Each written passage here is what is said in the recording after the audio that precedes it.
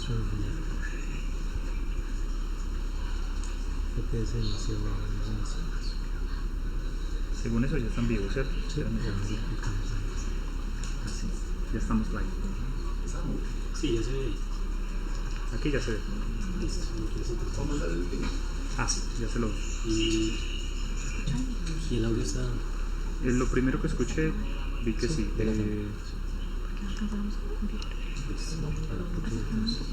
Pablo lo envió por el grupo de física, ¿sí? Se me dice. Y lo voy a enviar acá por los grupos. Voy a estar pendiente de las redes.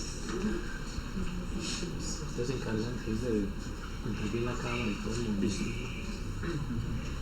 Esto sí se puede mover.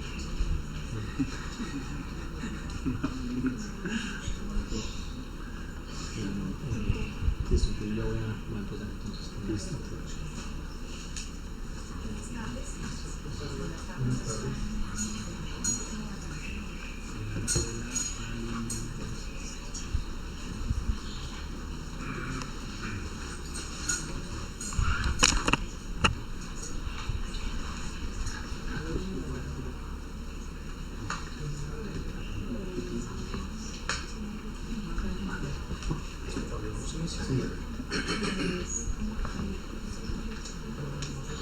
Buenas tardes a todos. Quiero agradecerles su presencia en esta actividad que llamamos Conversaciones sobre Ciencia. El día de hoy vamos a tocar un tema que lo dice, es la ciencia de la nutrición y el arte de la alimentación. Nosotros somos un grupo, un colectivo que trata temas de divulgación científica, pero también de cuestión de pensamiento crítico y de cuestionamiento de pseudociencias.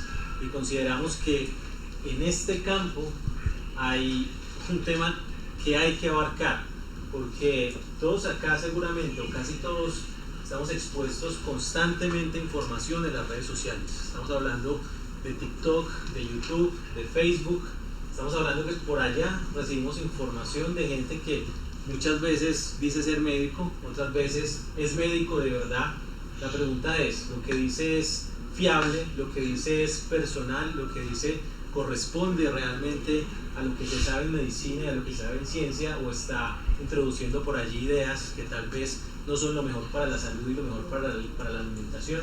Pues la idea del enfoque que tenemos nosotros es tratar de dar claridad conceptual para que la gente pueda recibir esa información y poder tomar decisiones. La vez pasada hablamos de un tema que es la palabra cuántico, que se escucha por todo lado y que no sabemos qué es.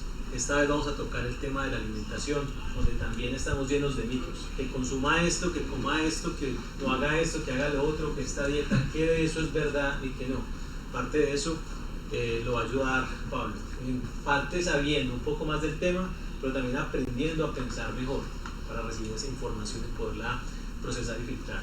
Entonces, la actividad consiste en que Pablo va a hablar más o menos durante 50 minutos a una hora sobre el tema, y luego vamos a tener un espacio, luego vamos a tener un espacio para hablar abiertamente. Creo que es una oportunidad para hacer preguntas, pero también seguramente aquí muchos de ustedes saben también del tema y pueden aportar.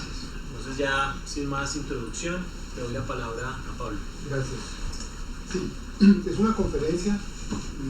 Realmente no podemos interaccionar en la primera parte porque yo me diluyo muy fácil y el tema es bastante bueno, bastante cargado. Entonces, al final de la charla se abre un espacio para intervenciones o preguntas o críticas, lo que ustedes quieran participar. Hoy voy a hablar de básicamente 4 temas. Un poco una introducción de medicina y filosofía a partir de la visión de la antigua Grecia sobre la salud. La segunda parte, la evolución, qué tipo de nutrición nos dio, qué tipo de sistema digestivo tenemos desde el punto de vista evolutivo. La tercera parte son los principios para una nutrición adecuada, unos puntos de principio básicos. Y si nos queda tiempo, o si no aprovechamos el momento del debate, si nos queda tiempo, la crítica de algunas dietas que se promueven por internet. Esos son los 4 temas de los que voy a hablar. Con respecto a la introducción, digamos que es un aspecto de la medicina. Este es un texto clásico que resume el pensamiento griego, la paideia, de Werner Jaeger. Tiene un capítulo que se llama La medicina como paideia. En griego, paidos es niño, y niño se refiere a educación. O sea, que la paideia es como el sistema de educación y de pensamiento de los griegos. Y la medicina era una disciplina avanzada para la época, porque los egipcios ya habían desarrollado una medicina muy avanzada para cuando surgió la civilización griega, y a su vez también los sumerios y los asirios y en Mesopotamia. Entonces ya había un legado muy grande del que se beneficiaron los griegos, y los griegos lograron llevarlo al nivel científico. El nivel científico, primero por el enfoque griego de la fisis. Los filósofos de la fisis dieron un enfoque correcto al estudio de la naturaleza, entre ellos el cuerpo humano y las enfermedades, como basado en la concepción de buscar los problemas de la enfermedad en el enfermo mismo, y no por fuera de la enfermedad, en el sentido de romper con la medicina mágica, en el sentido de que hubiera fuerzas sobrenaturales o influencias externas o que no se pudieran prever, o enfermedades divinas, etc. Entonces ese enfoque pues lo asociamos básicamente pues al pensamiento de Hipócrates y el Corpus Hipocrático, que es un grupo de libros que se escribieron dentro de la escuela de Hipócrates, no solamente por Hipócrates. Ese enfoque general, que es el enfoque de la fisis, marcó el ejercicio de la medicina, porque ya los médicos con ese enfoque general pudieron entrar a estudiar concretamente muchas enfermedades y empezar a catalogarlos en una semiología, en una patología, en unas medidas de higiene y en una dieta.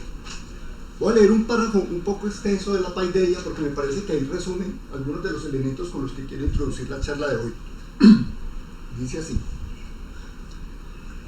en la antigüedad los médicos eran, mucho más que en nuestro tiempo, médicos de personas sanas que de personas enfermas. Esta parte de la medicina se resume bajo el nombre de higiene. Los cuidados de la higiene versan sobre la dieta, entre comillas. Los griegos entienden por dieta no solo la reglamentación de los alimentos del enfermo, sino todo el régimen de vida del ser humano, y especialmente el orden de los alimentos y de los esfuerzos impuestos al organismo. En este aspecto, el punto de vista teleológico, aquí teleológico se refiere a que el médico busca un fin, que es mantener la salud del paciente. En este aspecto, el punto de vista teleológico, en cuanto al organismo humano, debía imponer al médico una gran misión educativa.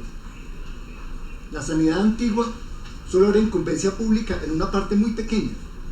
En lo fundamental dependía del nivel de cultura del individuo, de su grado de conciencia, de sus necesidades y de sus medios de existencia. Eso no ha cambiado hoy, en absoluto. Y se hallaba relacionada desde el primer momento, como era natural, con la gimnasia.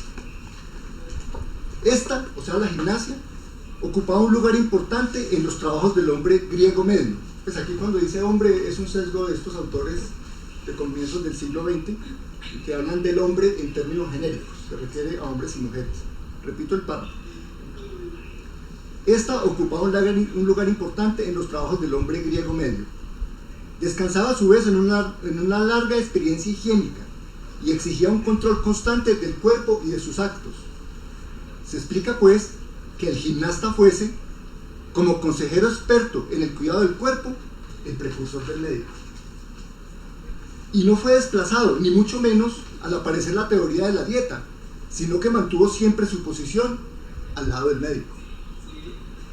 Aunque al principio la medicina intentó invadir el campo de la gimnasia, las obras dietéticas que se han conservado demuestran que no tardó en establecerse una división de jurisdicciones, en la que el médico se remitía para ciertas cosas a la autoridad del gimnasta. Ahí termina el párrafo. ¿Qué elementos hay allí? 1. El médico se ocupaba de gente sana. Esa es la esencia de la medicina. Evitar que la enfermedad llegue. La medicina preventiva, la medicina social. 2. El elemento educativo. El médico es un educador, antes que un terapeuta. Esto es una consulta médica. en el sentido griego. En el sentido de que un médico hoy va a tratar de compartir unos conocimientos para que ustedes conserven la salud. Otro elemento, la dieta. Pero la dieta no era solamente lo que vamos a hablar hoy, un aspecto de la salud, sino que la dieta era todo el régimen de las actividades del ser humano. Por ejemplo, ¿cuáles son los esfuerzos que soporta ese ser humano en su vida diaria? Si es un guerrero, si es un filósofo, si es un gimnasta, si es un trabajador, si es un artesano. Los esclavos estaban excluidos de eso. Y el papel de la gimnasia y del ejercicio dentro de todo esto. O sea, mire cómo se van redondeando todos los elementos de una visión muy holística, que era lo más importante que tenía el pensamiento griego. Era una visión que no separaba el cosmos del planeta Tierra, que no separaba el individuo de su medio, de su entorno natural y social, que no veía las actividades del ser humano por separadas, sino que miraba al ser humano en su conjunto. Esa visión de la medicina holística, integral, se perdió completamente con la especialización médica, producto de la revolución científico-técnica. Y es lo que tenemos hoy. Tenemos completamente descuartizado el ser humano en partecitas cada vez más pequeñas que impiden realmente una terapia de conjunto. Esa visión es fundamental y nos remite un poco a la historia de la ciencia, cuando hablamos acá mismo, antes de la pandemia, en la historia de la ciencia, de la medicina tradicional china.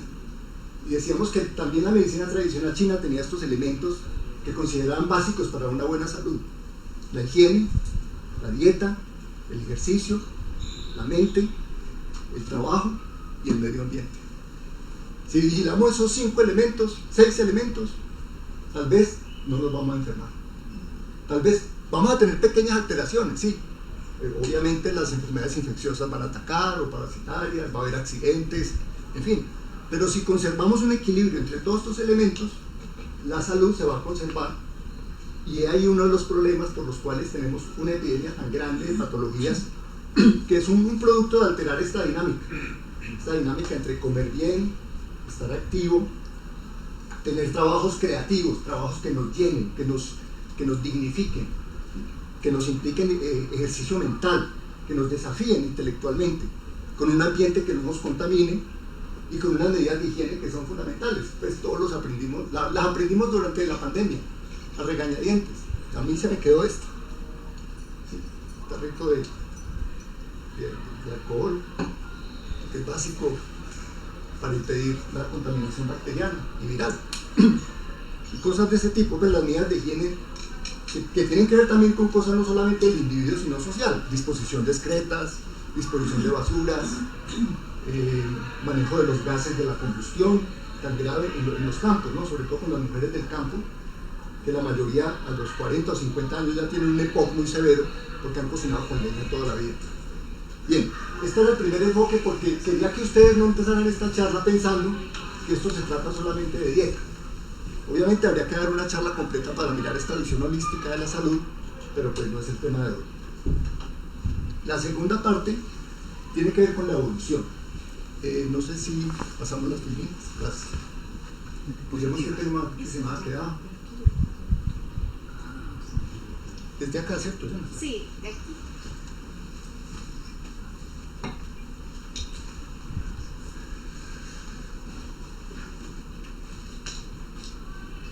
Bueno, esto ya lo mencioné. Esta es la paideia. Esta es la cita que leí. Esta es una foto de una actividad aquí mismo, donde vemos cómo realmente estamos haciendo una consulta. Esta es tenemos un público muy atrapado por la magia de Jaime Hernández, nuestro compañero, al que le hacemos un saludo desde acá, y es también parece lo que estamos teniendo hoy, y ojalá sea así. Bueno, vamos a hablar un poco de evolución. ¿Por qué? ¿Por qué evolución? Que nosotros pertenecemos a la clase mamífera, y la clase mamífera apareció hace 200 millones de años sobre el planeta. Entonces, después nos desgajamos un poco en los primates, y los primates aparecieron hace 70 millones de años. Después hablamos de los grandes simios, y esos grandes simios empezaron a aparecer hace unos 25 millones de años, y nos separamos de ellos hace 6 millones de años, ¿sabe? De nuestros parientes animales más cercanos, que serían el bonobo, el chimpancé, el gorila y el orangután. Aparecieron los homínidos, entre ellos el Homo habilis y el Homo erectus, hace más o menos 2 millones y medio de años. Y después apareció nuestra especie, que es Homo sapiens, hace unos 200.000 años. Entonces miren la larga trayectoria evolutiva. ¿Qué nos define como clase? Mamalia. O sea, las crías que son alimentadas con leche, producto de las glándulas mamarias de las hembras. Eso no es de otras clases, de la clase de los pájaros, ni de la clase de los reptiles. Y miren que ahí ya empieza el elemento nutricional. Tenemos algo en común con todos los mamíferos. Nos alimentamos de leche durante las primeras etapas de la vida. Otra cosa, con los primates que andaban en las copas de los árboles, eran fundamentalmente fructívoros. Estamos hablando que compartimos un ancestro de 70 millones de años con ellos. Los grandes simios eran principalmente herbívoros, son principalmente herbívoros. Y ya caemos en los homínidos, que son nuestros antecesores, el Homo habilis y el Homo erectus, que empiezan a variar un poco esa dieta, principalmente basada en plantas. Aunque el legado que acabo de mencionar es mucho más largo, esos dos últimos 2 millones y medio de años son decisivos para la genética que nosotros tenemos. Porque resulta que cuando nosotros empezamos a consumir alimentos, se nos activa un programa genético. O sea, si vamos a consumir, por decir algo, una fruta, nos vamos a comer una mandarina, esa mandarina tiene fructosa. Nuestro aparato metabólico tiene las enzimas para manejar la fructosa. Eso ya viene incorporado fruto de un largo proceso evolutivo. Y así con todos los elementos nutricionales. Entonces vamos a mirar, vamos a ver que estos 2,5 millones de años que acabaron de pasar, digo así rápidamente, acabaron de pasar, con los homínidos fueron decisivos. Y de ellos, principalmente, los últimos 200.000 años les apareció la especie.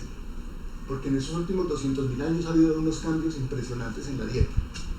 Este es un mapa que nos muestra los antecesores del Homo sapiens. Aquí sería, por ejemplo, el Australopithecus, el de azul, Homo habilis, el de café, y Homo erectus, que está en la parte donde ya coloniza el Medio Oriente. Y acá un poco el mismo mapa, pero ya para mostrarlos un poco más tarde. Por ejemplo, los denisovanos que se encontraron por acá, los neandertales que están en todo el norte de Europa. Este es el Homo sapiens arcaico, el antecesor del Homo sapiens, que sería toda la parte de rojo, cómo coloniza la península arábiga. Entonces, esto es para mostrar un poco cómo se difundió la especie a partir de su origen africano, que eso está completamente comprobado. Aquí ya cómo pobló todo el planeta en términos de años, ¿no? Salió hace 150.000 años, llegó hace 40.000 años a Europa, hace 25.000 años estaba en el estrecho de Bering, por aquí se vino por Indonesia y pasó a Australia hace 50.000 años, y por aquí colonizó América hace unos 15 o 20.000 años más o menos. Esto ya está revaluado, es más tiempo atrás. Pues lo que yo quiero que ustedes vean es en términos de tiempo, la escala del tiempo, cómo el paleolítico, que es la etapa solamente de la piedra brusca, la piedra más tosca, cubre un periodo muy largo, desde 1.5 millones de años hasta hace 10.000 años. Y durante ese paleolítico, básicamente, tuvimos una dieta que ya la voy a explicar cuál fue. Y aquí con la revolución neolítica hubo un cambio muy brusco, y después ya con la edad moderna, con la edad de bronce, perdón, y ya mirando más cerquita aquí con el año cero, los últimos 200 años con la revolución industrial. O sea, si comparamos en escalas de tiempo, inclusive los 10.000 o 12.000 años que han pasado desde la revolución neolítica, no son nada comparada con los 2 millones y medio de años de evolución del Homo erectus, que es nuestro antecesor, y relativamente poco comparado con los 200.000 años de Homo sapiens. O sea, lo que quiero que vean es que a partir de la revolución neolítica, que es la revolución agraria y la domesticación de animales, es un lapso de tiempo relativamente pequeño que ha incidido muchísimo sobre lo que está sucediendo actualmente. Mire, esta gráfica es clara, vamos a tratar de entenderla. Aquí dice, el pongo, el gorila, el pan y el australopithecus se alimentaban solamente de plantas. Hace 1 millón de años empezamos nosotros los homos por aquí. ¿Y qué empezamos a tener? Empezó la caza y la recolección. O sea, se introdujo una nueva fuente de alimentos, que es la proteína animal. Pero mire que hasta acá, hasta hace 1,5 millones de años, 2 millones, la alimentación era básicamente de plantas. O sea, todo el tiempo anterior éramos herbívoros. Aquí aparecen ya algunas introducciones con respecto a la caza, la pesca y la recolección de animales pequeños. Hace 100.000 años seguimos en la misma. Y hace 10.000 años aparece la agricultura y el pastoreo. Algunas comunidades tienden más a la agricultura, o sea que tienden a volver a mayoritariamente plantas, pero los que están alrededor de fuentes de agua o mares se alimentan más que todo de pescado, o los que es en climas muy fríos, donde el mar es muy rico en pescado. En la zona nórdica o en la zona sur hay mucha oferta de proteína de pescado, entonces estas comunidades se vuelven principalmente carnívoras por la presencia de la abundancia del pescado, o las que viven del pastoreo, que se vuelven tribus de pastores, y también la dieta se vuelve muy alta en proteína animal. Pero básicamente tenemos una alimentación mixta la mayor parte del tiempo, a partir de unos 300.000, 200.000, 100.000 años, hasta que llegamos al Neolítico.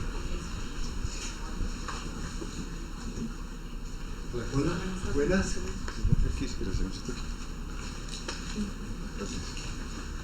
¿Qué cosas facilitaron este proceso de que se introdujera la alimentación animal? 1. Fabricación de herramientas. 2. Descubrimiento del fuego. El fuego es una herramienta tan importante, es un invento tan importante porque incide directamente sobre la alimentación.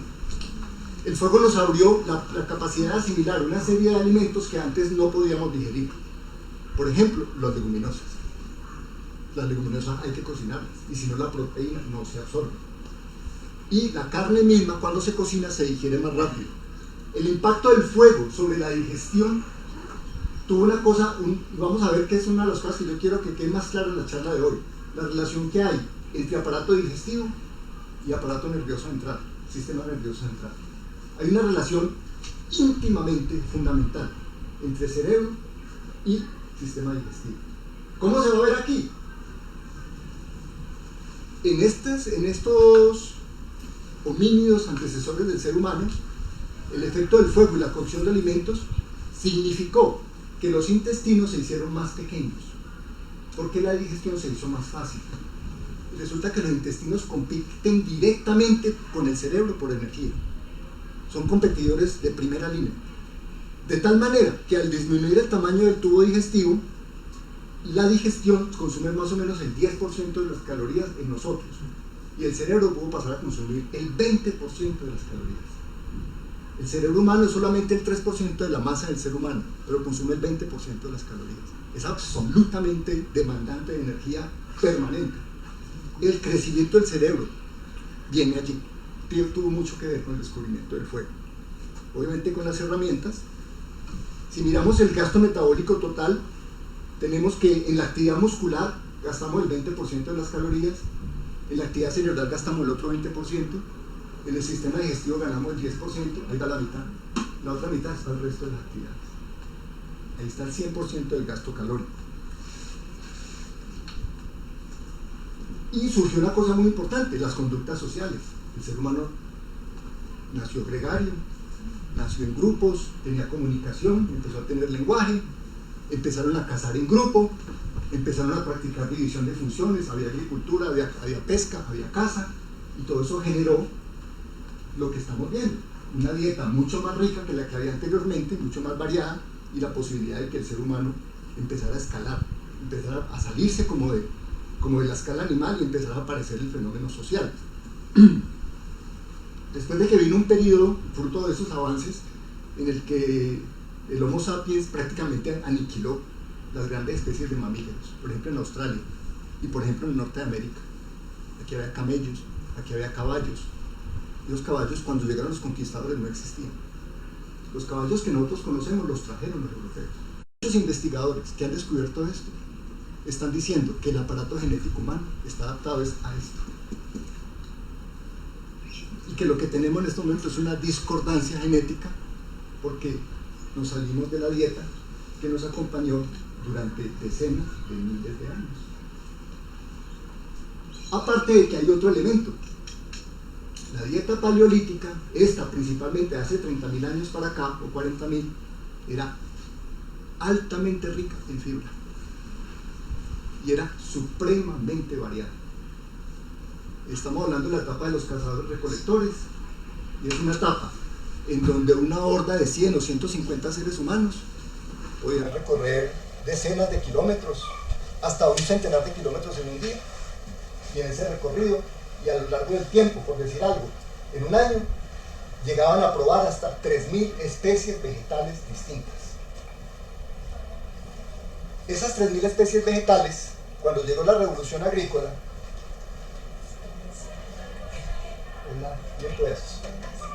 cuando llegó la revolución agrícola, cayó bruscamente a más o menos unas 150 especies.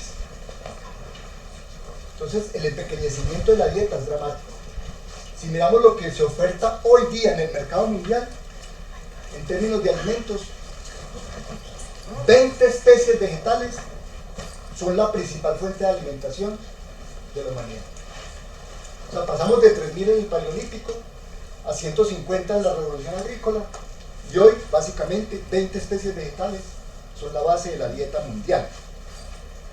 ¿Cuáles son esas especies? Y principalmente 12, que representan el 80% del volumen anual de cultivos. Son 12. En términos de cereales, maíz, trigo, arroz, cebada y sorgo.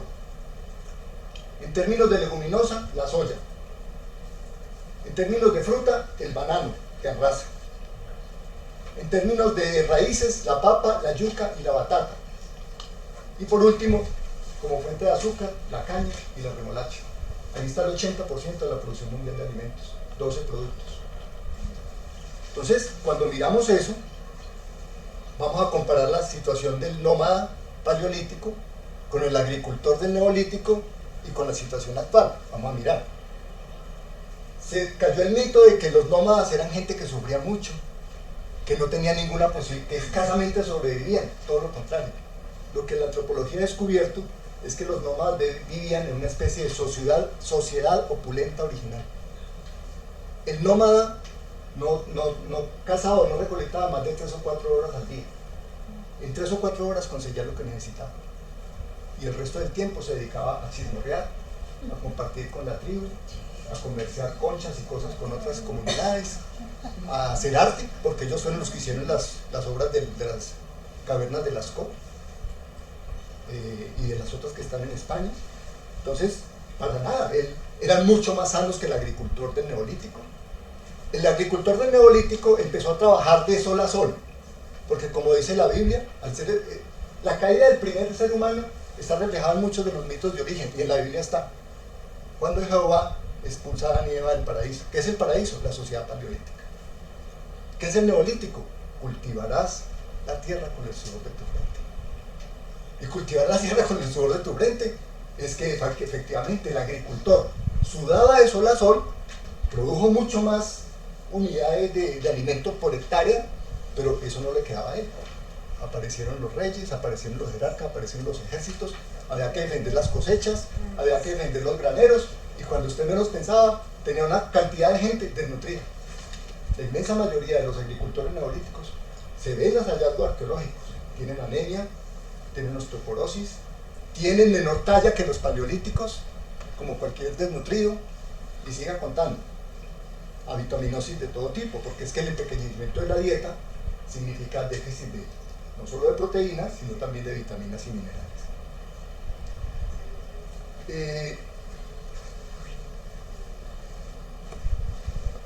En ese momento entonces empiezan a aparecer la mayor parte de las enfermedades modernas, nutricionales, ya dije, por defecto o por exceso, e infectocontagiosas. Ese es otro dato importante que trae Jared Diamond en ese libro tan importante que se llama Armas, Gérmenes y Acero. Sustenta muy bien cómo la domesticación de animales fue la que nos trajo la mayoría de las enfermedades infectocontagiosas. La mayoría de las enfermedades infectocontagiosas se transmiten desde el ganado, ya sea ganado de vacas, de cerdos, de pollos, de caballos, para no ir muy lejos, la viruela viene de la vaca, del ganado, y la tuberculosis también viene del ganado. Entonces, las enfermedades infectocontagiosas, no solamente porque empezamos a tener animales domésticos muy cerca de nosotros, inclusive dormir con ellos, como hacían los agricultores del norte de Europa con las vacas en épocas de invierno, metían las vacas dentro de las chozas porque el frío era grande y ellos daban calor, sino porque aumentó la densidad demográfica. Aparecieron poblados y poblados cada vez más nutridos, y eso es un caldo de cultivo para la propagación de las enfermedades. Eso sí que lo aprendimos también con la pandemia. El megabús, el transmilenio y la pandemia andando, ¿no? Entonces ahí tenemos el caldo de cultivo perfecto para la transmisión de enfermedades. Y otra cosa importantísima, que aquí vuelvo a insistir con el sistema digestivo. Cuando con la agricultura, hace 10.000 años, se empequeñeció la dieta, ¿de qué se alimentan las bacterias del intestino grueso? De la fibra. Es decir, de aquel material que no se absorbe en el yeyuno, ni en el íleo, ni en el duodeno, ni en el estómago, y que pasa entero al intestino grueso, y que es el alimento de toda esa flora bacteriana, de la que tenemos entre 500 y 1000 especies distintas de bacterias. Y tenemos billones de bacterias. Se calcula que por cada célula viva de nuestro organismo hay 10 bacterias en nuestro organismo. ¿Saben la proporción de 10 a 1? Lo que pasa es que son muy pequeñas. Pero si pudiéramos juntar todas las bacterias del organismo de cualquiera de ustedes, sumarían 1,5 kilos de peso. Y excede de lejos el número de células. Esas bacterias se alimentan fundamentalmente de fibra.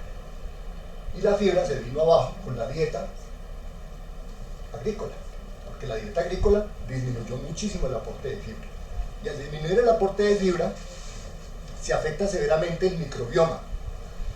Y vemos aquí hay una gráfica que me ayuda para explicarles eso. Sí. Vea, esta relación es fundamental.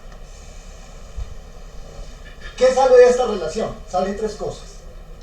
Neurotransmisores, básicamente serotonina. El 90% de la serotonina no está en el cerebro, está en los intestinos y en las plaquetas.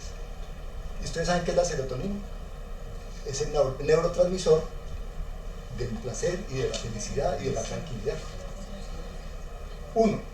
Mensajes químicos comunican el cerebro del cuerpo e incitan el miedo de los sentimientos. La serotonina, primero. Segundo, el nervio vago es un nervio grande, es un par craneano que está conectando el cerebro con el tórax, con el corazón, con el sistema digestivo y termina aquí en el recto. Esa comunicación es permanente, de ahí que las enfermedades del intestino y del estómago sean enfermedades, muchas son psicosomáticas. Hay una comunicación, es casi parte del mismo sistema. Nos afectamos aquí y sentimos aquí. Nos afectamos aquí y sentimos aquí. Así de sencillo. Tercero, el sistema inmunitario. Porque ustedes se imaginan la cantidad de bacterias llenando las vellosidades del intestino grueso, allá, ocupando ese nicho. Y de pronto llega una bacteria patógena, cualquiera, y trata de entrar. Esas no la dejan entrar, porque hay un ecosistema natural que impide que las bacterias patógenas entren. Lo mismo que pasa, por ejemplo, con la vagina. En la vagina hay unas bacterias, lactobacilos, que hacen que el pH de la vagina sea ácido. Si hay baños vaginales, si hay tampones, si hay duchas, si hay antibióticos, se barre esa flora normal, sube el pH de la vagina y aparece la Candida albicans, el hongo, aparece la giardiasis, aparece la Gardnerella y todas las enfermedades pues, que sabemos en ginecología que pueden afectar la vagina. Otro tanto pasa a nivel del intestino. El sistema inmunitario se está probando permanentemente, todos los días, a toda hora y cada segundo, y está, al ejercitarse, está generando linfocitos T de los 2 tipos y respuesta de inmunoglobulinas, inmunoglobulina E, todos los tipos de inmunoglobulina, de tal manera que junto con el sistema linfático de la nariz, la faringe, la laringe, los pulmones y el de la piel, esos 3 sistemas linfáticos son la base del sistema inmunitario. Pero este es fundamental y depende de que haya fibra, porque si no hay fibra, la biodiversidad de las bacterias del colon se viene abajo. Y si se viene abajo, la inmunidad se viene abajo, y también se viene abajo la relación con el cerebro y toda la comunicación. ¿Qué es la fibra? largas cadenas de moléculas de glucosa, que son polisacáridos, pero que no tenemos la capacidad de digerir. ¿Por qué el ganado sí se come la fibra y la digiere? Porque ellos tienen el aparato genético para digerir la celulosa. Nosotros no tenemos enzima para digerir la celulosa, pero cuando llega al colon, las bacterias sí tienen el aparato para eso. Entonces, ¿qué hacen las bacterias con la celulosa y la fibra que llega al intestino grueso? Formar ácidos grasos de cadena corta, que no se producen de otra manera, que son fundamentales para el equilibrio de lípidos y grasas en el sistema circulatorio. Tenemos dos tipos de fibra, una que es insoluble y otra que es soluble. Ambas se complementan, una misma fruta o una misma verdura puede tener de los dos tipos. Y bueno, no quiero insistir más en eso, pero tengan claro que ese es uno de los grandes problemas de la dieta actual. Tu microbiota intestinal, el aquí. ¿Qué tenemos aquí? Recomendaciones concretas ya. Incluye 30 o más vegetales por semana. ¿Verdad que sí tenemos 30 vegetales en la dieta? Les pongo eso de tarea. Cuenten a ver. ¿Cuántos vegetales meten ustedes por semana al intestino? Porque tenemos verdura, fruta, legumbres, hierbas, especies, cereales integrales, frutos secos y semillas. Y por el lado del color, que sean rojos, naranjas, amarillos, blancos, verdes, azules y negros. Entre más colores tengan, más posibilidades hay de que la biodiversidad alimente esa microbiota. ¿Qué hay que evitar para alimentar la microbiota? Alimentos altamente procesados, la sal. Yo no sabía eso. Yo fui médico cardiovascular muchos años y yo a todos los pacientes les decía lo que aprendimos. Que la sal, pues hay que tener mucho cuidado con la hipertensión. Pero yo no sabía que la sal mata las bacterias. Eso lo sabe uno porque por eso salen la carne los campesinos en el campo cuando no tienen nevera. Pero no ha caído en cuenta. Aprendí que la sal es prácticamente un antibiótico. Entre más sal echemos a las comidas, menos bacterias vamos a tener.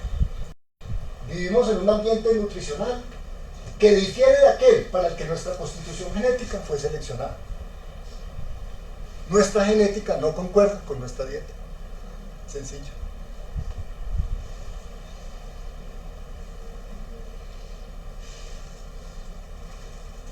Ya les voy a explicar qué significa eso. Esa discordancia que nos lleva a una epidemia de obesidad, a una epidemia de hipertensión, lo que llamamos pues síndrome metabólico, obesidad, hipertensión, diabetes mellitus, dislipidemias, todos factores de riesgos para la enfermedad cardiovascular. Principal causa de muerte en el mundo. Porque pues el infarto del miocardio, que es parte de la enfermedad cardiovascular, es la primera causa de muerte. Y entre las primeras 5 está el accidente cerebrovascular, y otros trastornos cardiovasculares. Dos ejemplos voy a dar para que entiendan la discordancia entre genética y consumo. El ser humano paleolítico, como era nómada, no domesticaba animales. Y mucho el perro se domesticó hace 18.000 años, pero lo tenían era para compañía y para la casa, no para comerse. Entonces ese ser paleolítico, pues, después de los 2 o 3 años del destete, no volvió a tomar leche. La enzima lactasa se apaga después de los 3 años, de manera natural. La lactasa es la enzima que digiere la lactosa. La lactosa tiene 2 carbohidratos, glucosa y galactosa. Entonces, ¿qué pasa? Como no había ganado en la época paleolítica, pues no teníamos en la edad adulta enzima para la lactosa. Y ahorita todos tomamos leche y comemos queso. Entonces todos tenemos, o un porcentaje muy alto, intolerancia a la lactosa. ¿Dónde se empezó a generar tolerancia a la lactosa? Las comunidades paleolíticas del norte de Europa, que vivían altamente de dietas animales, carne, leche, quesos, yogur y otras cosas que hacían. Bien. La tolerancia a estos países, que serían Noruega, Suecia, Dinamarca, Escandinavia, etc., entre el 0 y el 15%, la mayoría de la población tiene origen de la lactosa. Este es un ejemplo típico de evolución humana, típico. A medida que van bajando, la tolerancia se va haciendo cada vez más alta, tanto que pues, Francia, Alemania, Rusia, etc., hasta Siberia tienen una buena tolerancia, pero los indígenas de América Latina, aquí no había mamíferos, el único mamífero que había era la alpaca y la llama. Las comunidades indígenas no tomaban leche, ni comían queso. Cuando vino la leche, nuestros genes indígenas hacen que tengamos una alta tasa de intolerancia a la lactosa. Por eso nosotros nos venden leche de lactosa, que no tenemos lactasa. Y así se distribuye eso por el mundo. Este es el primer ejemplo. Vamos a ver si aquí tengo otro ejemplo. No. El otro ejemplo que traigo, lo traigo acá. ¿Cómo explicar que hoy en día, con el entorno de vida urbana que trajo la revolución industrial, la revolución industrial trajo los siguientes factores de riesgo para la salud? Una vida principalmente urbana, un trabajo fundamentalmente sedentario, una alimentación hipercalórica, basada fundamentalmente en cereales y azúcar añadidos, rica en grasas y con poca fibra. Esa es la alimentación que trajo la revolución industrial. ¿Cómo se explica que hoy en día cualquiera de nosotros que cumple estas características, vivimos en ciudades, somos sedentarios, comemos esas cosas que acabé de decir y poca fibra, abrimos la nevera y nos hartamos a pesar de que no necesitamos? ¿Por qué nos hartamos y cada vez estamos más gordos y la epidemia de obesidad es evidente y no tenemos control sobre eso? Porque hay unos genes que se llama el genotipo económico. Y el genotipo económico es que estábamos programados en la época paleolítica para que cuando apareciera comida, comiéramos lo más posible, engordáramos porque no sabíamos cuándo íbamos a volver a comer. Esa es la genética que tenemos. Hoy tenemos alimento todos los días, pero seguimos comiendo como si a las 3 horas no fueran a encontrar comida. Esa es otra discordancia genética que nos tiene en la situación actual. Se conoce como hipótesis del genotipo económico. Gastamos poco y almacenamos mucho. Gastamos poca energía y almacenamos mucha energía. Si ustedes miran, pues hay hasta expresiones como la gente dice barriga de cervecero. Es porque la cerveza es altamente calórica. O barriga de chofer. Porque el chofer todo el tiempo sentado y para y le sirven unos almuerzos impresionantes y vuelve y se sienta así. Bueno, esta es la segunda parte, no sé cómo voy de tiempo, vamos a mirar la tercera, que sería, vamos a hablar de unos principios de nutrición. Me guío básicamente por este libro, se lo recomiendo muchísimo, me pareció excelente, es de una especialista británica, porque en mis viejos libros de medicina, y aquí está un colega mío y otra colega, saben que los libros de los años 80 en que estudiamos nutrición están completamente desactualizados. Lo básico está, pero la cantidad de cosas que uno aprende, que se han aprendido en los últimos 10 años, es impresionante. Este es un libro del 2021 y tal vez podemos dar algunas cosas más nuevas, las que dábamos antes. Aquí están los 5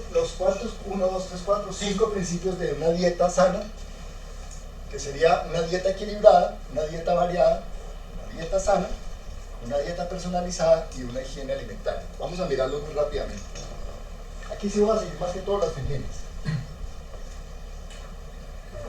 ¿Qué es una dieta equilibrada?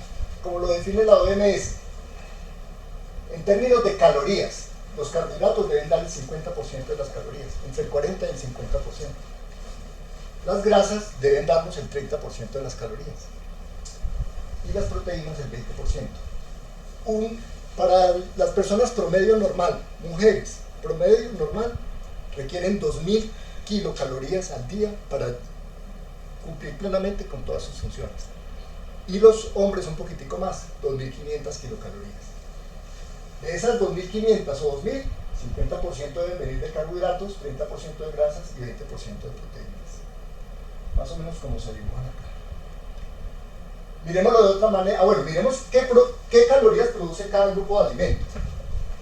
La proteína produce 4 kilocalorías por gramo, lo mismo que los hidratos de carbono, que son los azúcares y los almidones. Las grasas producen 9, más del doble. O sea, un gramo de grasa le da más del doble de calorías que un gramo de proteína o de hidratos de carbono. La fibra solamente produce 2 y el alcohol también es tantico, produce 7. Entonces miremos que el aporte calórico no lo podemos medir todo en volumen por el mismo rasero. Hay un grupo de alimentos que dan más calorías que otros y otros que dan menos.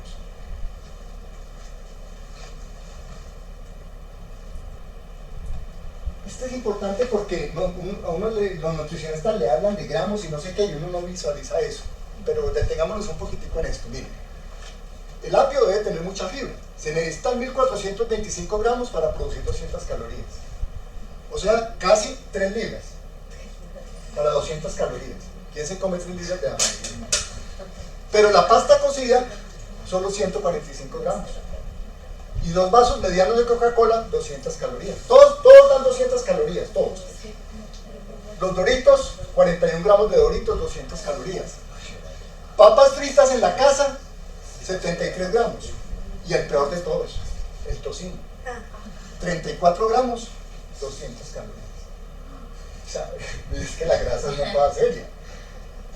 3 rebanadas de pan negro, 50 gramos. 3 huevos, 200 calorías. Una salchicha y un pedacito, 66 gramos. Y estas son las papas fritas en bolsa, 37 gramos, 200 calorías. Esto no sé qué es. Y esto es melón. M&M, ¿qué es? Chocolatina. Chocolatina, listo. Se nota que llevo muy bien la dieta, no conozco eso. Melón, 553 gramos. Miren que el melón y el apio necesitan mucho volumen para el mismo número de calorías. En cambio, con un pedacito de chicharrón o de tocino, ya excedemos el número de calorías que cualquier otro alimento pueda dar. Entonces, volviendo a lo de la dieta equilibrada, ¿cierto? Miremoslo, a ver si lo podemos visualizar así. ¿Qué es comer bien?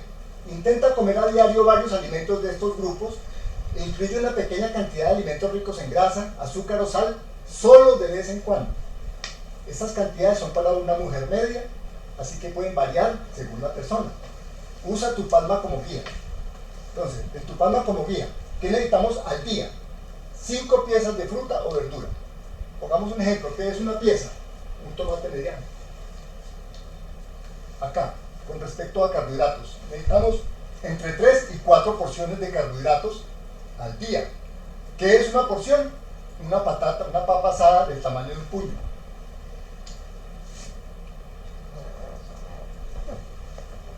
Aquí tenemos proteínas.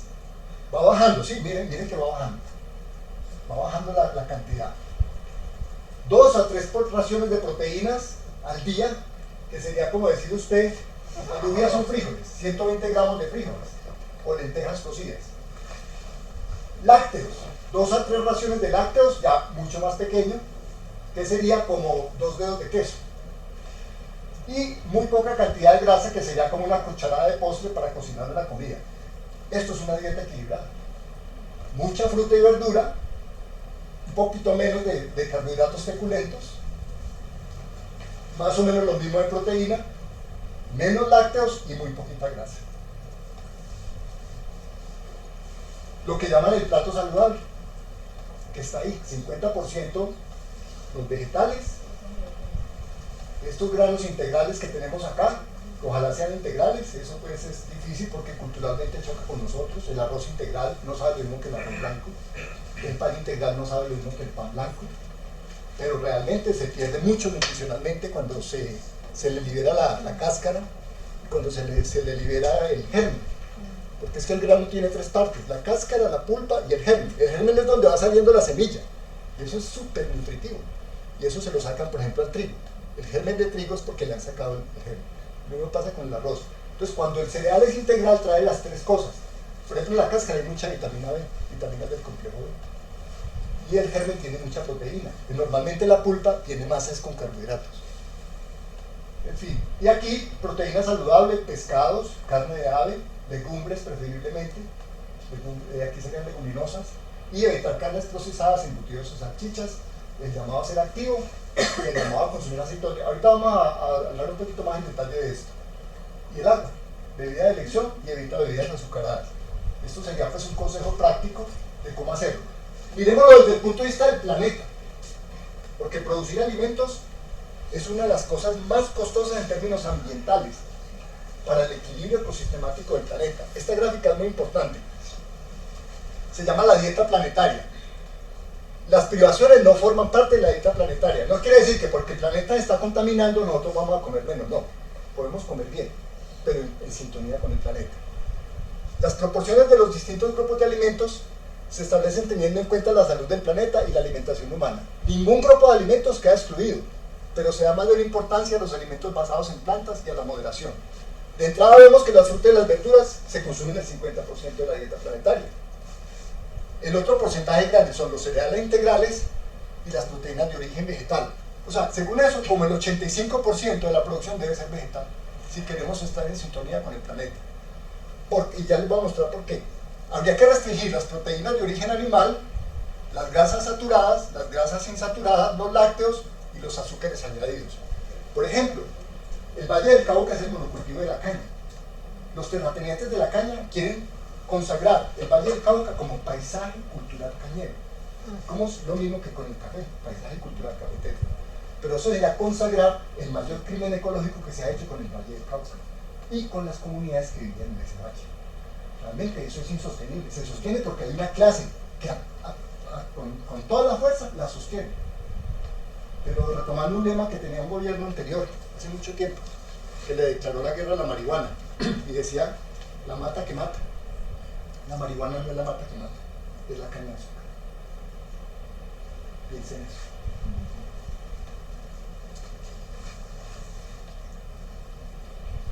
Esto es en términos ambientales, que cuesta producir cada cosa. Aquí tenemos gases de efecto invernadero, uso del suelo y uso del agua. Miremos, por ejemplo, los frutos secos producen muy poquitos gases de efecto invernadero, más o menos uso del suelo, no tan grande, pero mucha agua. Las alubias, que son los frijoles, muy sostenibles. Lo mismo los cacahuates, el tofu, que creo que es de la soya.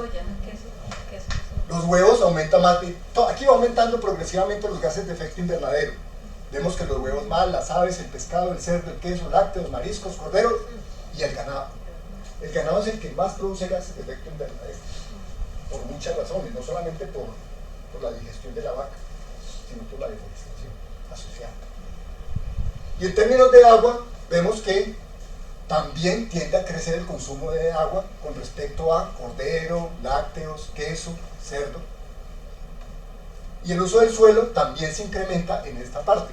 Ahí se entienden por qué hay que restringir los productos de origen animal. Porque están consumiendo más agua, están consumiendo más suelo y están produciendo más gases de efecto invernadero. Pues si tenemos conciencia ecológica, eso también impacta nuestra dieta.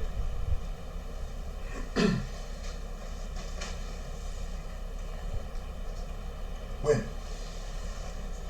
esta es la parte que tiene que ver con, en el orden que traemos, la dieta ideal. Tenemos estos 5 principios. Primero ya vimos la dieta equilibrada, vamos a ver la dieta variada. ¿Me acuerdan ahorita la que sigue? La dieta sana, para no tenerme que devolver. La dieta variada. Resulta que la dieta variada es un problema complejo, como se ve en el gráfico.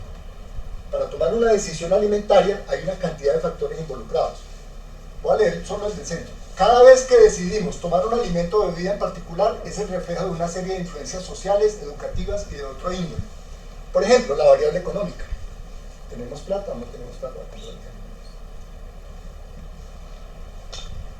Las razones prácticas. ¿Tenemos tiempo o no tenemos tiempo? La presión social. La familia nos presiona. El trabajo nos presiona, los amigos nos presionan. En estos días se hizo el Burger King. Todo el mundo salió a comprar el Burger King. Las experiencias pasadas. Es que a mí me gusta comer como cocinaba mi mamá. Y a mi mamá le gustaba la guapanera. A mí me gusta la guapanera. Experiencias pasadas. Razones psicológicas. Estoy muy estresado. ¿Cómo? ¿Por qué comer? Actitudes. Anuncios, la publicidad. Estoy mencionando solo uno de los factores que están involucrados en cada marco. Cuando tomamos una decisión de comprar algo, de comer algo, estamos influenciados por todos esos factores.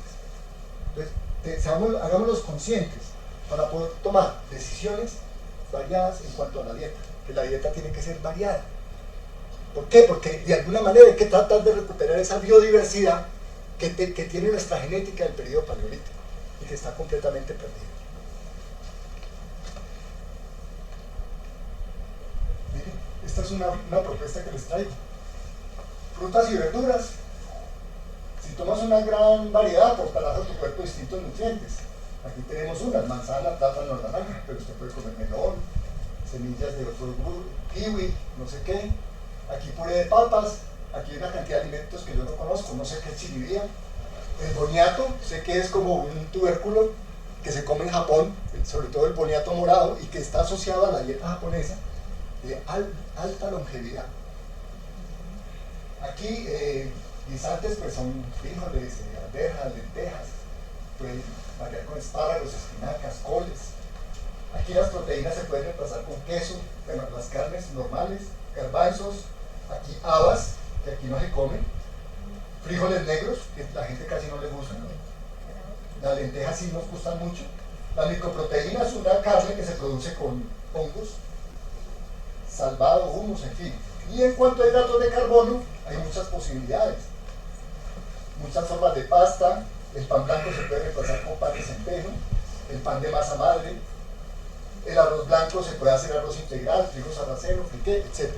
Es decir, esto es lo que trae el libro, y yo sé que cualquiera de ustedes me puede decir una especie más, o de frutas, o de cereales, o de proteína que podemos añadir a la dieta. Siempre tenemos que estar experimentando y buscando, y no hay que meterse en simplemente traer uno, tratar de incorporarlo, como conocerlo, saborearlo y dejar que quede, e ir trayendo poco a poco. Cuando uno menos piensa, tiene una dieta mucho más variada. ¿Qué es alimentación sana? La alimentación sana es saber elegir el alimento que vamos a ingerir, porque no todos los alimentos son sanos. Aquí pues hay un plato con alimentos sanos, y vamos a ver aquí algunos que de pronto no lo son tanto. Miremos por ejemplo aquí en hidratos de carbono. Favorables: las verduras y las frutas liberan lentamente la glucosa. ¿Pero cuáles son desfavorables? Los que liberan rápidamente la glucosa, lo que se conoce como el índice glucémico. ¿Qué es el índice glucémico? El índice glucémico es una cifra que me dice a qué velocidad la glucosa pasa del alimento al torrente sanguíneo. Entre más rápido pase, más alto es el índice glucémico. Entonces por aquí tengo una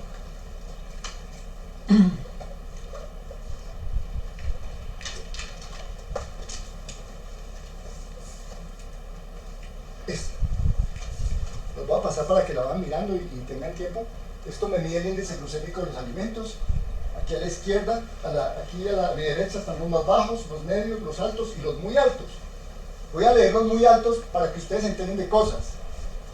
Arroces: arroz precocido, pan baguette, pan blanco, hortalizas, papa al horno, puré de papa, cereal de desayuno, cerveza, refrescos para deportistas, zumo industrial, palomitas de maíz. Están supremamente elevados. Es el índice glucémico más alto. Entonces ahí se los dejo para que lo vamos botando y vayan mirando lo que es el índice glucémico. Entonces, obviamente podemos tener los hidratos de carbono, el 50% que necesitamos, de fuentes muy distintas. Si lo tenemos de azúcar, de alimentos de pastelería, de pasta o de arroz blanco, pues no va a ser tan bueno, porque liberan muy rápidamente la glucosa. ¿Qué pasa cuando la glucosa se libera tan rápido? Hay un pico de glucosa, pero ese pico cae rápido, y eso desafía al páncreas. Es como cuando usted está chuzando el páncreas permanentemente. Tenga insulina, tenga insulina, en la cantidad proporcional, hasta que llega un momento en que el páncreas no da más y empieza con la diabetes. En cuanto a proteínas, una ventaja de la proteína es que nos saciamos más rápido. Si comemos proteínas nos vamos a llenar más fácil. Las buenas: pescado, carne magra. Magra quiere decir sin grasa, clara de huevo, leche sin desnatada, y quesos bajos en grasa. Pero con alto contenido de grasa tenemos los embutidos, la carne pues que no es magra, la yema de huevo, aunque hay mucha polémica con la yema de huevo, pero sí, tiene colesterol. Pero algunos dicen que no es el mismo colesterol de los otros productos y que se puede asimilar mejor. En fin, eso no está todavía resuelto. Y con respecto a las grasas, porque regulan el apetito, las más saludables son las grasas del pescado, las grasas vegetales, estas, de oliva, frutos secos y aguacates, pero las menos saludables son las grasas animales, como de carnes rojas, mantequilla pues de vaca o nata y quesos curados. Entonces, tenemos que elegir qué vamos a comer, porque hay unos alimentos más saludables que otros para suplir nuestras necesidades energéticas. Miren esto de las grasas que nos dicen mucho y casi no lo entendemos. Hay 3 tipos de grasas: saturadas, 4 tipos: trans, saturadas, poliinsaturadas y monoinsaturadas. No nos metamos en la bioquímica de eso, simplemente digamos que las monoinsaturadas son muy buenas y son muy necesarias. Se encuentran principalmente en estos productos. Las poliinsaturadas son buenas, no tan buenas como las monoinsaturadas, y se pueden consumir, obviamente, equilibradamente. Pues no es que nos vamos a pegar de un frasco de aceite de oliva, que porque es muy bueno. Las saturadas sí tienen un problema. Las grasas saturadas son las que a temperatura ambiente son sólidas. Esas grasas tienden a elevar el colesterol sanguíneo, y sobre todo el colesterol que tapa las arterias, o sea que está asociado a la aterosclerosis, el famoso LDL. El LDL es aterogénico. Entonces, estas grasas saturadas tienden a subir el colesterol y por lo tanto a favorecer la enfermedad cardiovascular o la enfermedad cerebrovascular. No son muy recomendables, pero sí se necesitan. ¿Por qué se necesitan? Porque, por ejemplo, el colesterol se necesita. Porque sin colesterol no habría hormonas, por ejemplo. Sin colesterol no se puede absorber la vitamina K. Sin colesterol no se puede formar la pared de las células. Entonces, el colesterol se necesita, pero obviamente hay que tenerlo dentro de límites adecuados. Las que sí lo necesitan son estas, porque las grasas trans las produce la industria alimenticia. Y es que cogen productos como aceites de palma u otros aceites básicos, los hidrogenan para que no sean líquidos a temperatura ambiente, sino que se vuelven sólidos. Al hidrogenarlos químicamente, se vuelven sólidos, entonces se dejan untar sobre el pan y sobre la arepa, y parecen una mantequilla. Las margarinas. Si ustedes comen margarinas, yo les aconsejo que no vuelvan a comer margarinas. Es preferible la mantequilla de vaca. Es preferible. Pero hay otras opciones, mucho mejores, que las tenemos acá. Entonces, ni la margarina, ni las frituras, ni los snacks, ni la comida procesada, ni los productos de repostería industrial, porque es que utilizan eso. La industria de repostería utiliza ese tipo de grasas. Estamos hablando de comer sano. Hay 2 tipos de vitaminas: hidrosolubles y liposolubles. Estas que son hidrosolubles no se almacenan en el cuerpo, las liposolubles sí se almacenan. Puede ser peligroso comer en exceso este tipo de vitaminas. ¿Cuáles? Bueno, la vitamina E se sintetiza con el sol, la vitamina E que está en las almendras, la vitamina K y la vitamina A que está en la zanahoria. Y estas que son hidrosolubles, que no se almacenan, las del complejo B, que son muy importantes, se encuentran mucho pues en la proteína animal, como se ve acá, en los cacahuates la vitamina B7, semillas de girasol vitamina B1, la tiamina famosa, la espinaca vitamina B2, la niacina, que es la vitamina B3 en el atún, la vitamina B5 en, ¿qué dice aquí? No entiendo, son como hongos, en la lenteja la vitamina B9 y la papaya la vitamina C. En fin, con una dieta variada no vamos a tener problemas de vitaminas. Con una dieta variada no hay ningún problema. Y lo mismo en términos de minerales. ¿Qué minerales necesitamos? Mucho el hierro para sintetizar la hemoglobina de la sangre, mucho el calcio para tener los huesos en forma, sobre todo las mujeres en esta edad joven, tienen que consumir mucho calcio porque más adelante, cuando lleguen a la menopausia, ese calcio no se va a absorber en la misma tasa. Y dependen mucho del calcio que hayan ganado ahorita. Pero no es para que tome suplementos de calcio, porque una de las cosas que yo voy a decir hoy es que no necesitamos suplementos multivitamínicos. Si conservamos los principios de la dieta equilibrada y balanceada, no necesitamos multivitamínicos. Salvo en condiciones especiales, embarazo, que hay que aceptar esas vitaminas del embarazo, o cuando hay algunas enfermedades que lo presuponen. El potasio, mire, fundamental, porque es que otra de las cosas de la dieta paleolítica, los paleolíticos casi no comienzan, pero sí tenían mucho potasio en la dieta. Y los estudios dicen que el potasio está asociado a niveles normales de presión arterial. Una de las cosas que se ha descubierto es que el sodio eleva la presión arterial y el potasio lo baja. Nosotros tenemos dietas de saladas porque nos saben rico. La industria alimenticia es muy criminal. Le echa mucho sal y mucho azúcar a los productos porque quedamos felices, pero nos estamos matando. Entonces el potasio es fundamental. El yodo, pues para el funcionamiento de la tiroides, el manganeso, el fósforo, para el funcionamiento del cerebro, en fin. Entonces, con una dieta variada vamos a tener los minerales que necesitamos. Bueno, esta discusión de procesados y ultraprocesados, para saber si estamos comiendo sanamente o no. Miren esto, el maíz, un ejemplo concreto, maíz sin procesar, está todavía en estado natural, aunque es posible que lo hayan lavado para venderlo, pero pues está sin procesar.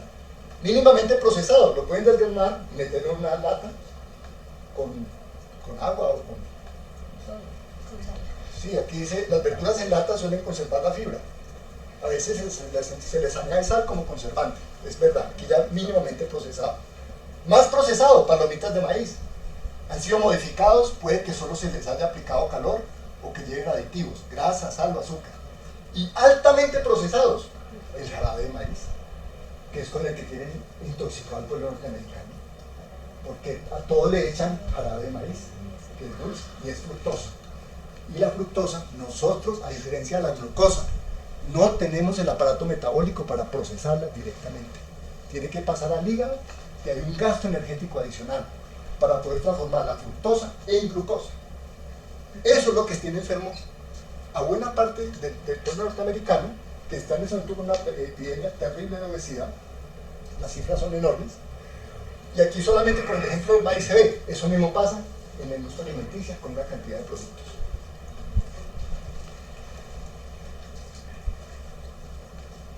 Si quieres comer sano, pues aprenda a conocer tus límites, calorías 2000 para una mujer promedio, no más de 90 gramos de azúcar al día, no más de 70 gramos de grasa total al día, solamente 20 de grasa saturada, dijimos que se necesita, pero bajita, y de sal no pueden ser más de 6 gramos de sal. Estos son los límites.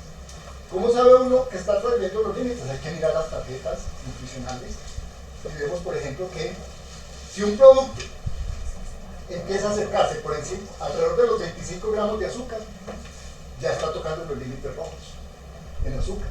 En grasa, si está alcanzando los 18 gramos, grasa total, ya está empezando a tocar los límites rojos. En grasa saturada no puede ser más de 5, y de sal no puede ser más de 2. Un producto que tenga más de 2 gramos de sal, ya está en rojo. Eso hay que aprender a mirar en las etiquetas. Bueno, ahí traía el ejemplo del aguacate porque tiene un colesterol, aumenta el HDL, que es el protector, y disminuye el LDL, que es el carcinogénico. El 77% de sus calorías proceden de la grasa. Tiene un perfil parecido al del aceite de oliva virgen extra, que es el mejor aceite de oliva. Es rico en potasio y es una grasa de origen vegetal. Mire, ¿qué aceite comprar? Si pueden comprar, compren aceite de oliva virgen extra. La proporción de grasa saturada e insaturada es la mejor. El aceite de colza busqué, es una especie vegetal que se da en Europa, aquí no creo que consigamos eso, pero el aceite de girasol sigue siendo aceptable. El que sí definitivamente muy malo es el aceite de coco. Grasa saturada 86 gramos. Grasa poliinsaturada solo 1.8. Grasa monoinsaturada 5.8. Por ahí hay un señor que se pasó la vida, ya se murió, usted me mandó el video, promocionando que el aceite de coco es la panacea, es pura grasa saturada. Y la mantequilla también mucha grasa saturada y muy poquita poliinsaturada, pero por lo menos es un elemento natural, trae vitaminas A y D y contiene calcio. Esa es la mantequilla, beberle a la margarina, o al aceite de coco, o al aceite de palma. Porque los aceites mezclados, ni compren aceite de palma, ni aceite de coco, ni aceites mezclados, y traten de evitar la mantequilla, se come muy poquito. Esto es cuando asamos la carne. Hay dos tipos de carne, la fresca y la procesada. La procesada no se recomienda, trae unos aditivos que son cancerígenos, pero la carne fresca, si se asa demasiado, al sartén, a la parrilla o al asado, produce dos sustancias que son potencialmente cancerígenas, que son las aminas heterocíclicas, AHC, y los hidrocarburos aromáticos policíclicos. Entonces, hay que tener cuidado con ese tipo de asados porque pueden ser potencialmente cancerígenos. Esta es la fórmula del índice de masa corporal, que es muy útil para uno ubicarse rápidamente en qué nivel está, que básicamente es esta fórmula: cuánto peso yo y multiplicar mi estatura en centímetros por la estatura. Según lo que me dé, estoy en alguno de estos 6 perfiles.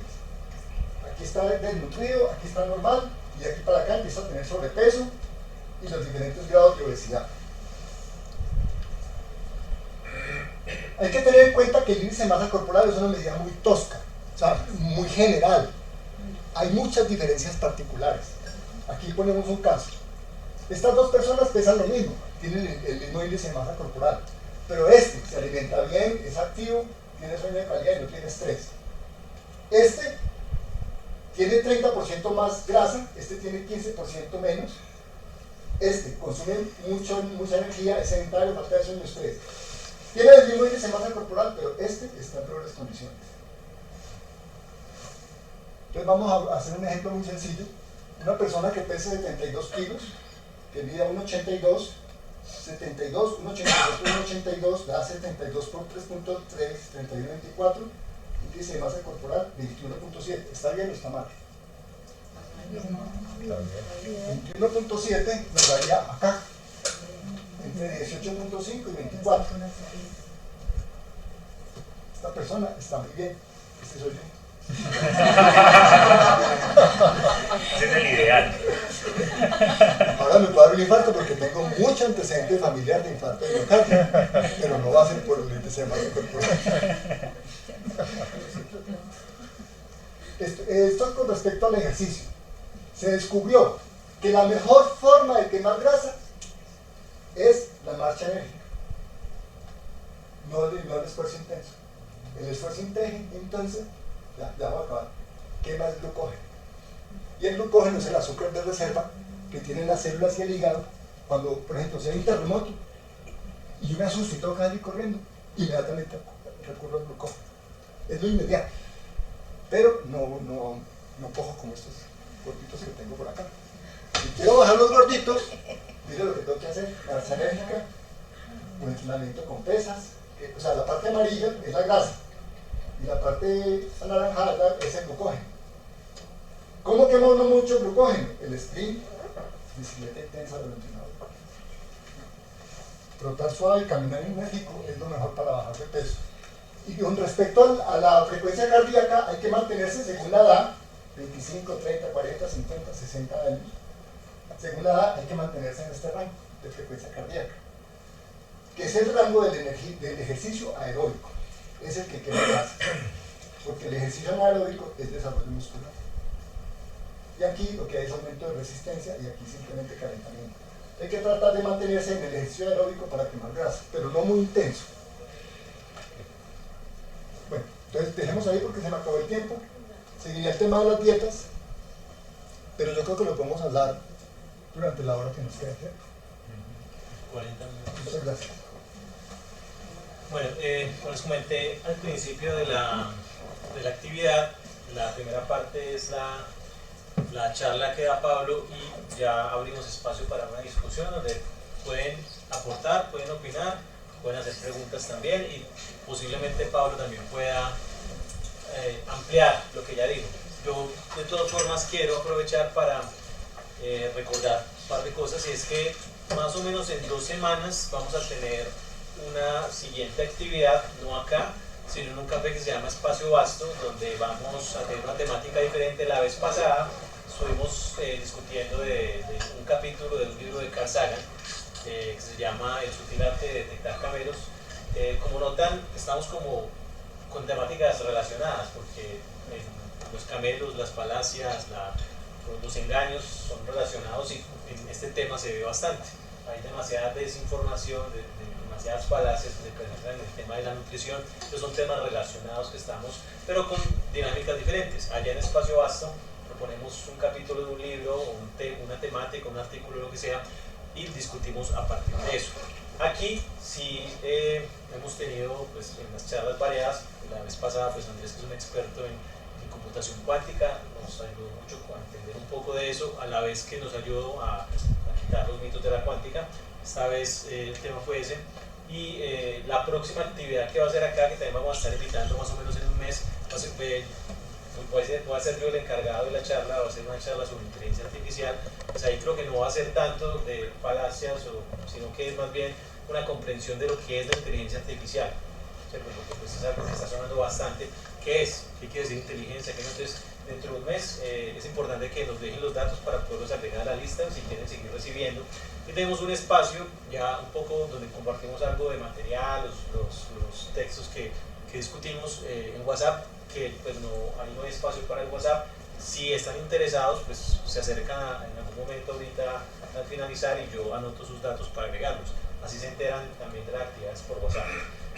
Entonces, este espacio ya el que sigue, que es un foro abierto, yo voy a dar la palabra, voy a estar pendiente, aquí llegado al final, me dice, y nada, tratar de ser concretos, pues por el hecho que tenemos poco tiempo, y pues la idea es que tal, pues si hay muchas preguntas, pues sería bueno que mucha gente pudiera opinar, pues tratar de ser concretos y bueno, no extenderse demasiado la palabra.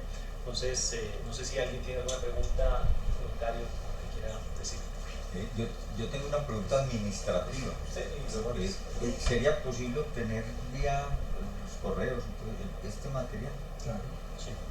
¿Y cómo sería la forma para Bueno, pues está en la lista, nosotros simplemente coloquemos esto como una tarea y nosotros lo reenviamos el material a través de la lista de correo. Entonces, ya con eso ya... Sí, cualquier cosa me lo recuerda, pero, Bueno. pero vamos a anotarlo. Yo no trae memoria, no. No se me la reenvía yo. Listo. Andrés. Bueno, muy buena la charla, Pablo, muchas gracias, de verdad. Tenía una pregunta, bueno, varias preguntas, pero una que es como la que más me interesa es que había escuchado hace un tiempo que precisamente como por las dificultades de la sobrepoblación y eso así, la entomofagia, como que esto de los insectos iba a ser como el futuro de la alimentación. Quería conocer su punto de vista, digamos, respecto a esto, ¿no?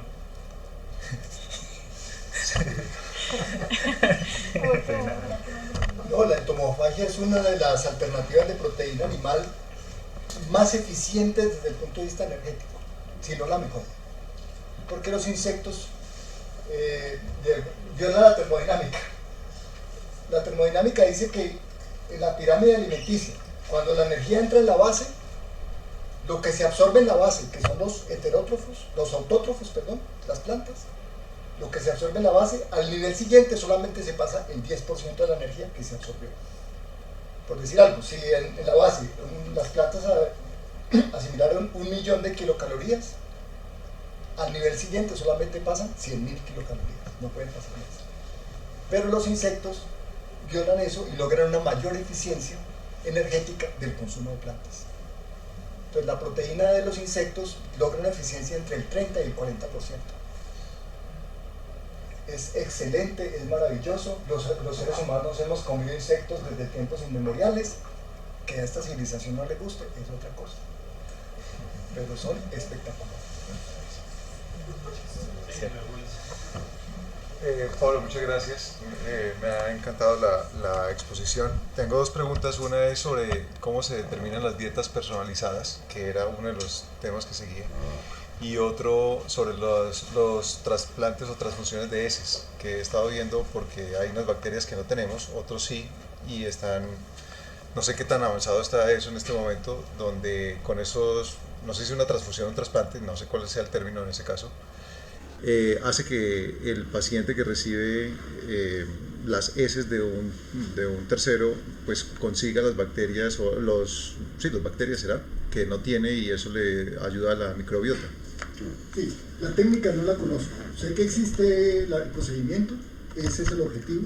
Como decía usted, cuando tomamos una muestra de orina para saber si hay infección urinaria, lo que hacemos es instalarla en una caja de Petri con un caldo de cultivo.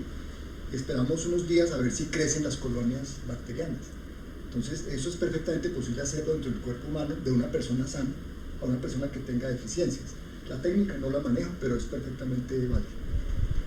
Con respecto a las dietas, pues me tocaría hablar un poco aquí de dietas, lo que podría, a ver si me adelanto acá. Si usted no está enfermo, por ejemplo, si usted no es diabético, o no está embarazado, o no tiene anemia, o no tiene un problema de malnutrición, usted no necesita dietas.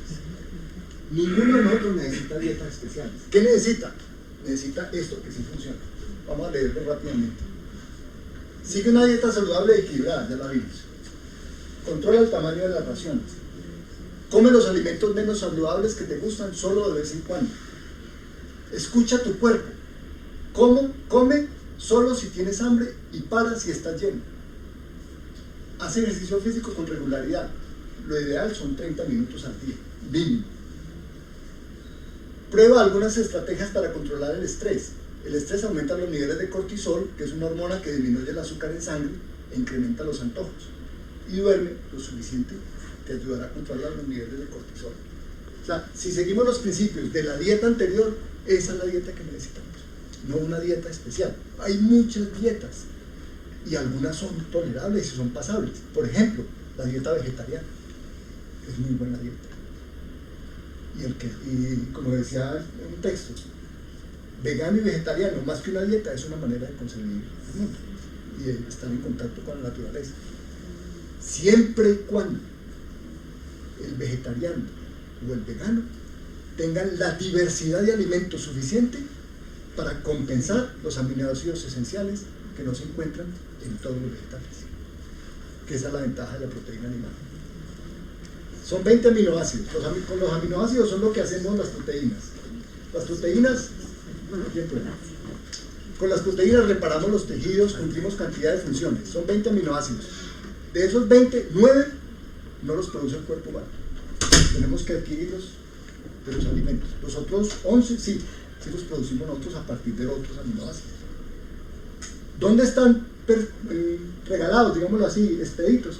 En la proteína animal. Si usted es vegetariano o es vegano, se pierde esa fuente tan importante de aminoácidos esenciales. ¿Cómo la va a compensar? Comiendo muchas proteínas que no tienen todos los aminoácidos de una gran variedad de plantas. Eso difícilmente los logran veganos.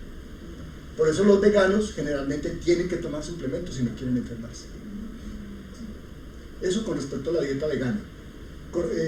No sé, las personalizadas. Sí, porque he visto también que hacen estudios genéticos para determinar qué es lo más adecuado para cada persona. No sé qué tan cuento sea o qué tan real. No podría responder la pregunta. No estudié esa parte. Sé que hay muchas dietas que se recomiendan, como la dieta mediterránea, como la dieta japonesa. Ahí tengo una diapositiva sobre eso. Han visto que son dietas muy buenas, porque se ha visto que las personas que llevan esa dieta tienen una menor incidencia de enfermedad cardiovascular. El elemento común ahí son semillas y granos secos, aceite de oliva, pocas grasas saturadas, poca carne y más cereales integrales. Eso es lo que caracteriza la dieta mediterránea. ¿Puedo preguntar más? Sí, Ya. Bueno, aquí tiene a Pablo y luego varios punticos corticos. Sobre la dieta que hablabas de genética. Hace días revisé un artículo indexado y decía que era más especulación en este momento, era más negocio y sin evidencia que realidad. Y entonces nombraban ahí inclusive unas empresas europeas y de Estados Unidos que no tenían sus propios. Insectos, la gente planteaba por ejemplo que no come insectos y más o menos el ser humano al año come entre 500 y 1000 gramos de insectos. ¿Cómo lo comemos? Vamos caminando, hablamos, respiramos, el promedio son 825 gramos por año. Cuando lo de las heces, hay dos procesos en este momento, lo de la biota. En estos días leí una descripción muy interesante de Timis, que el bioma, que es la biota. Entonces, la biota es los jugadores de fútbol, todas las células, las bacterias, virus, hongos, todo el sistema intestino. ¿Y qué es el bioma? Es esos jugadores jugando fútbol. Es el funcionamiento de esa biota. Y entonces hay dos elementos dos procesos que están dando para hacer esa inserción de esa biota, y el uno es de laboratorio, envían las cápsulas con base en los requerimientos de la persona. Obviamente primero hay que ver la alimentación, porque si es una persona que tiene una alimentación muy baja en fibra, pues lo primero que hace es invitarla a que consuma mucha fibra, como decía Pablo, para que llegue hasta el colon, que es que hay un problema muy grande, y es que todos esos alimentos chatarra no llegan ni siquiera a la mitad del intestino delgado, cualquier elemento y al colon llega prácticamente cero fibra. Esa es una. O la otra es, si tiene una persona, la pareja o un familiar, donde se evidencia que tiene una muy buena alimentación, porque uno diría, bueno, pero ¿por qué no come fibra? Lo que hay es que hay una cantidad de cosas psicológicas en la población y algunas personas que diseñaron la comida chatarra y tienen, como lo describió muy bien Pablo, intestino-cerebro, una incompetencia desde el punto de vista psicológico para comer cosas con fibra. Esto hace para nosotros es muy fácil, los latinos, pero para otras poblaciones no. Entonces la pareja o un hermano que se haga un análisis donde tiene una buena alimentación, una buena biota, es tomar esa materia fecal, ¿sí? Y vienen unos kits donde la materia fecal se congela, luego se parte, se meten en capsulitas con unos inyectores y la persona se toma diariamente esas cápsulas, ¿sí? El hermano o el familiar. Quería comentar para el consumo. Hay una fórmula, no sé si es cortica, es una fórmula muy práctica para el consumo adecuado de glucosa en el cardio y es 220 menos la edad, ¿sí? Entonces, por ejemplo, hagámoslo fácil, una persona que tenga 60 años, entonces la frecuencia cardíaca máxima ideal es 160, 220 menos 60 que es la edad. Se evalúa la frecuencia cardíaca basal, que es la frecuencia cardíaca a las 2 de la mañana, a las 3, ¿sí? Cuando se despierta sin ningún movimiento. Entonces, hagámoslo fácil, que la persona tenga 60, pero normalmente tenemos 45, 46 cuando hacemos ejercicio, pues las personas que se practican ejercicio. Entonces, son 160 de pico máximo, ¿cierto? Hasta donde debe llegar la persona de 60 años, ¿cierto? Porque es 220 menos 60 y la frecuencia basal 60, entonces nos queda un rango de 100. Y lo ideal del cardio es entre ese 40 y 60% de ese 100 sumado al basal. Entonces tenemos un intervalo de 100, entonces 40, 60, pongámosle 50 de frecuencia cardíaca, entonces 50 más 60 al basal da 110, entonces la persona trabaja más o menos entre 100 y 120 de ese cardio, que es el punto pues como ideal para no consumir entre 40 y 60, pero de esa media entre la basal y la edad y 220 miligramos. Entonces cardio en larga duración. Sí, claro, de larga duración. Porque el resto, lo que dice Pablo, fuera de eso, ya lo último se está comiendo ese músculo cuando ya está trabajando, por ejemplo, entre 145 y 160, que viene siendo entre el 80 y el 100. Que algo que tiene la grasa astral, que es un engaño muy grande, que es que, aparte pues, de lo que planteaste, es que uno frita una papita y a la hora ya está. Esto da textura, entonces por eso es que es crocante. Y todos esos venenos justamente por las grasas trans que dan pues como una textura a los 5 días, a los 10 días. Hay un artículo muy interesante que es sobre la caña de azúcar, monocultivo, la mata que mata, y es la caña de azúcar siempre ha acompañado el dolor y el sufrimiento en el ser humano. Hace 10.000 años, cuando empiezan los árabes a cultivar la caña, precisamente es quienes llevan son esclavos. Luego viene esta cosa espantosa entre 1400 y hasta hace poco, la esclavitud de toda la población africana para los monocultivos en Estados Unidos, que han acompañado siempre el dolor. Y luego se revierte ese dolor y sufrimiento y enfermedad primero a la población americana, que es la que está padeciendo, bueno, luego México, luego nosotros, etcétera, esta epidemia de obesidad.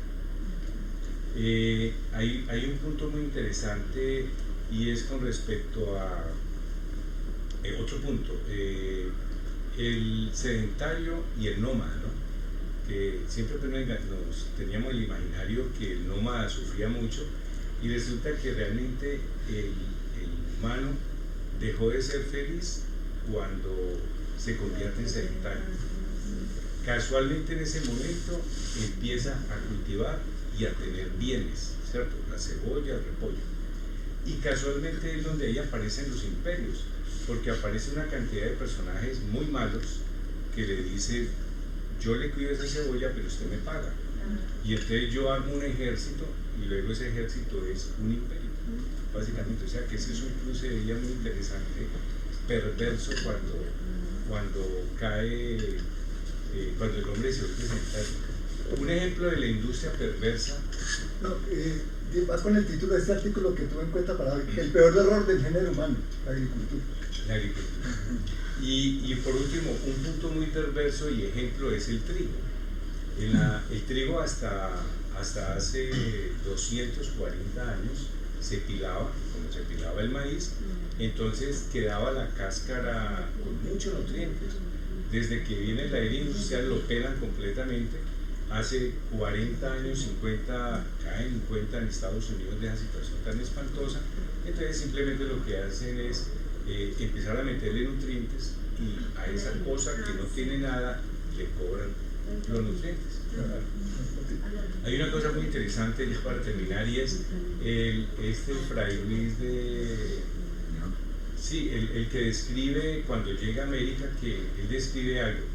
Los indios, pues en ese tiempo pensaba que era la India, son perezosos porque gastan en su mes 10 días laboran, 10 días hacen juergas con la comunidad y 10 días hacen juegos con la mujer. Entonces ellos no concebían cómo es que la población indígena trabajaba 10 días y 20 días no tenía, y era porque la población indígena cultivaba en América el maíz, que el maíz por hectárea puede dar 10 toneladas fácilmente, ¿sí? Sin ser pues con mucha cosa, pero como hay que hacer una limpieza no tan intensa, entonces se puede obtener 10 toneladas en 3, 4, 5, 6 meses dependiendo del clima, de una manera más suave. En cambio el que cultiva trigo en Europa le toca sudarla, es muy duro, la limpieza, el trillado, y para obtener 10 toneladas se requiere. Entonces siempre creyeron que era que la población indígena era perezosa, y es simplemente Déjame hacer un comentario ahí muy cortico, del artículo que cité. Voy a leer esto para reforzar lo que dice José Luis. Un agricultor pasa gran parte de su vida trabajando, mientras que un bosquimano del Kalahari apenas dedica entre 12 y 19 horas a la semana a la búsqueda de comida. Es el desierto de Kalahari, allá en el sur de África. Cuando le preguntaron a un bosquimano por qué no había copiado a los pueblos vecinos adoptando la agricultura, respondió, comillas, ¿por qué deberíamos cuando hay tantas nueces de mongongo en el mundo? Bueno, y felicitaciones, muy excelente.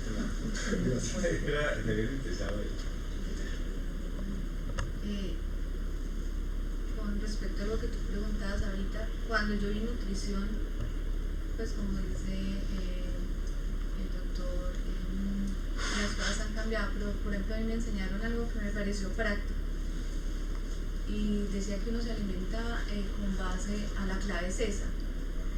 Quería decir que la nutrición debería ser completa, equilibrada, suficiente y adecuada.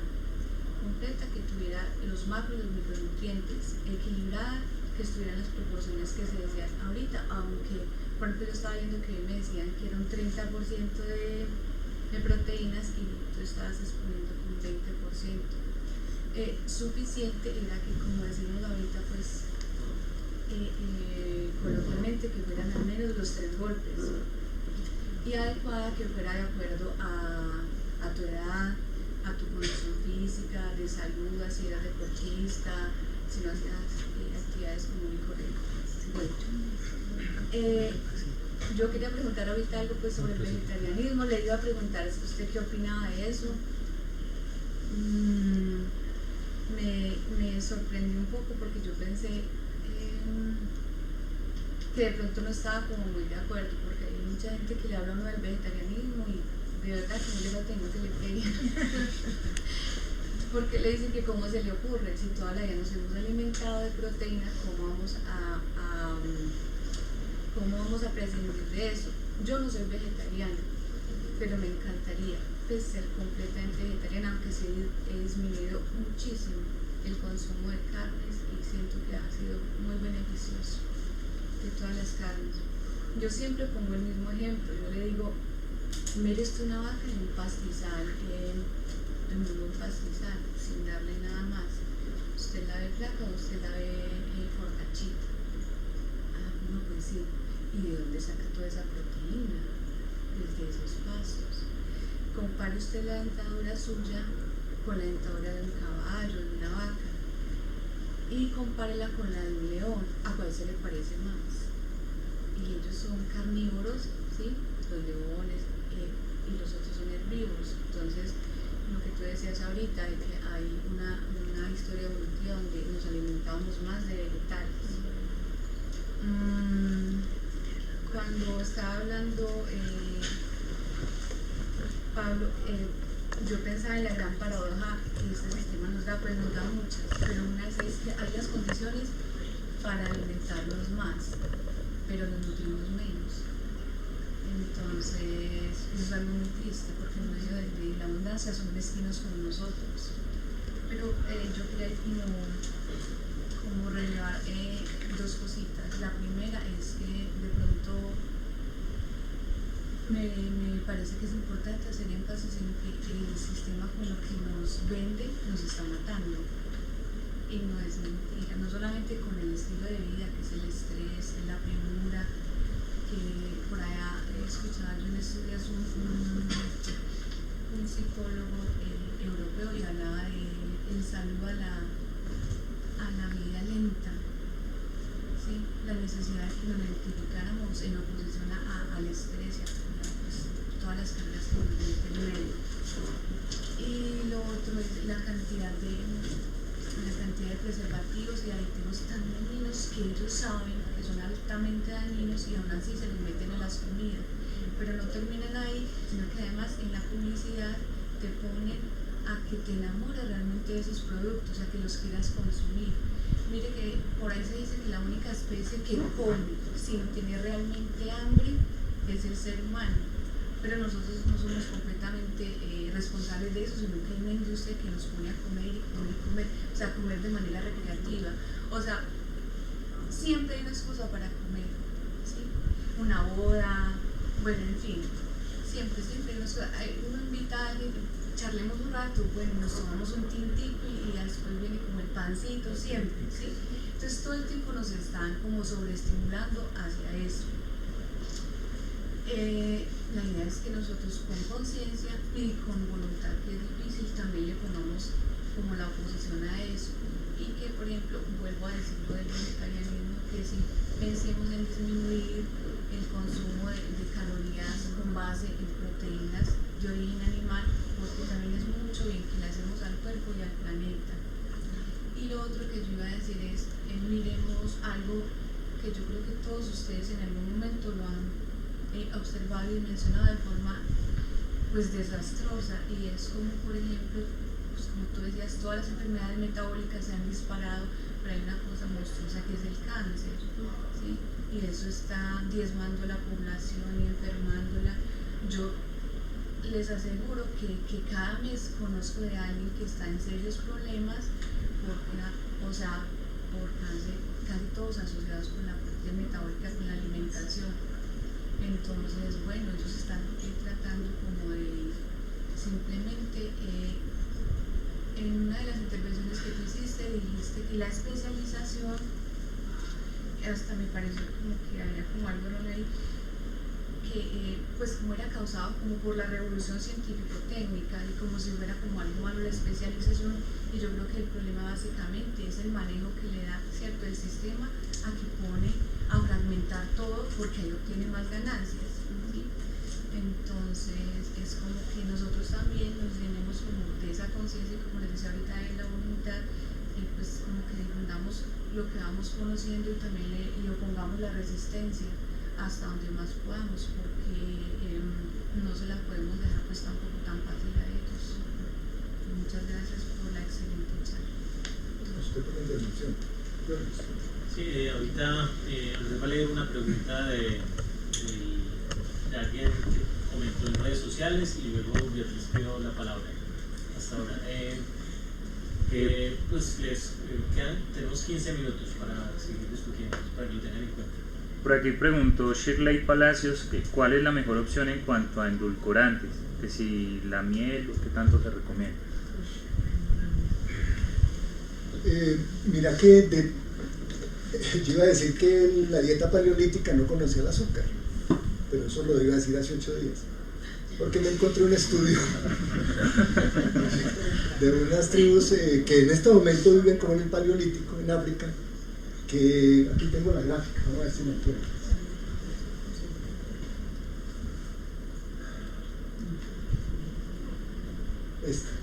Los Hadza. Esto es cómo cambia la dieta de ellos a lo largo del año. Lo que está en amarillo es la miel.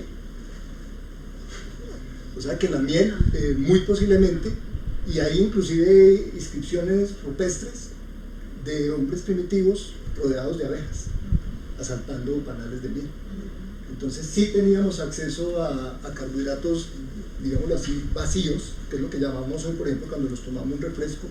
Esas son calorías vacías, porque no tienen ningún otro nutriente alrededor de eso. Ya está desprovisto de fibra, de vitaminas, de minerales, de proteínas.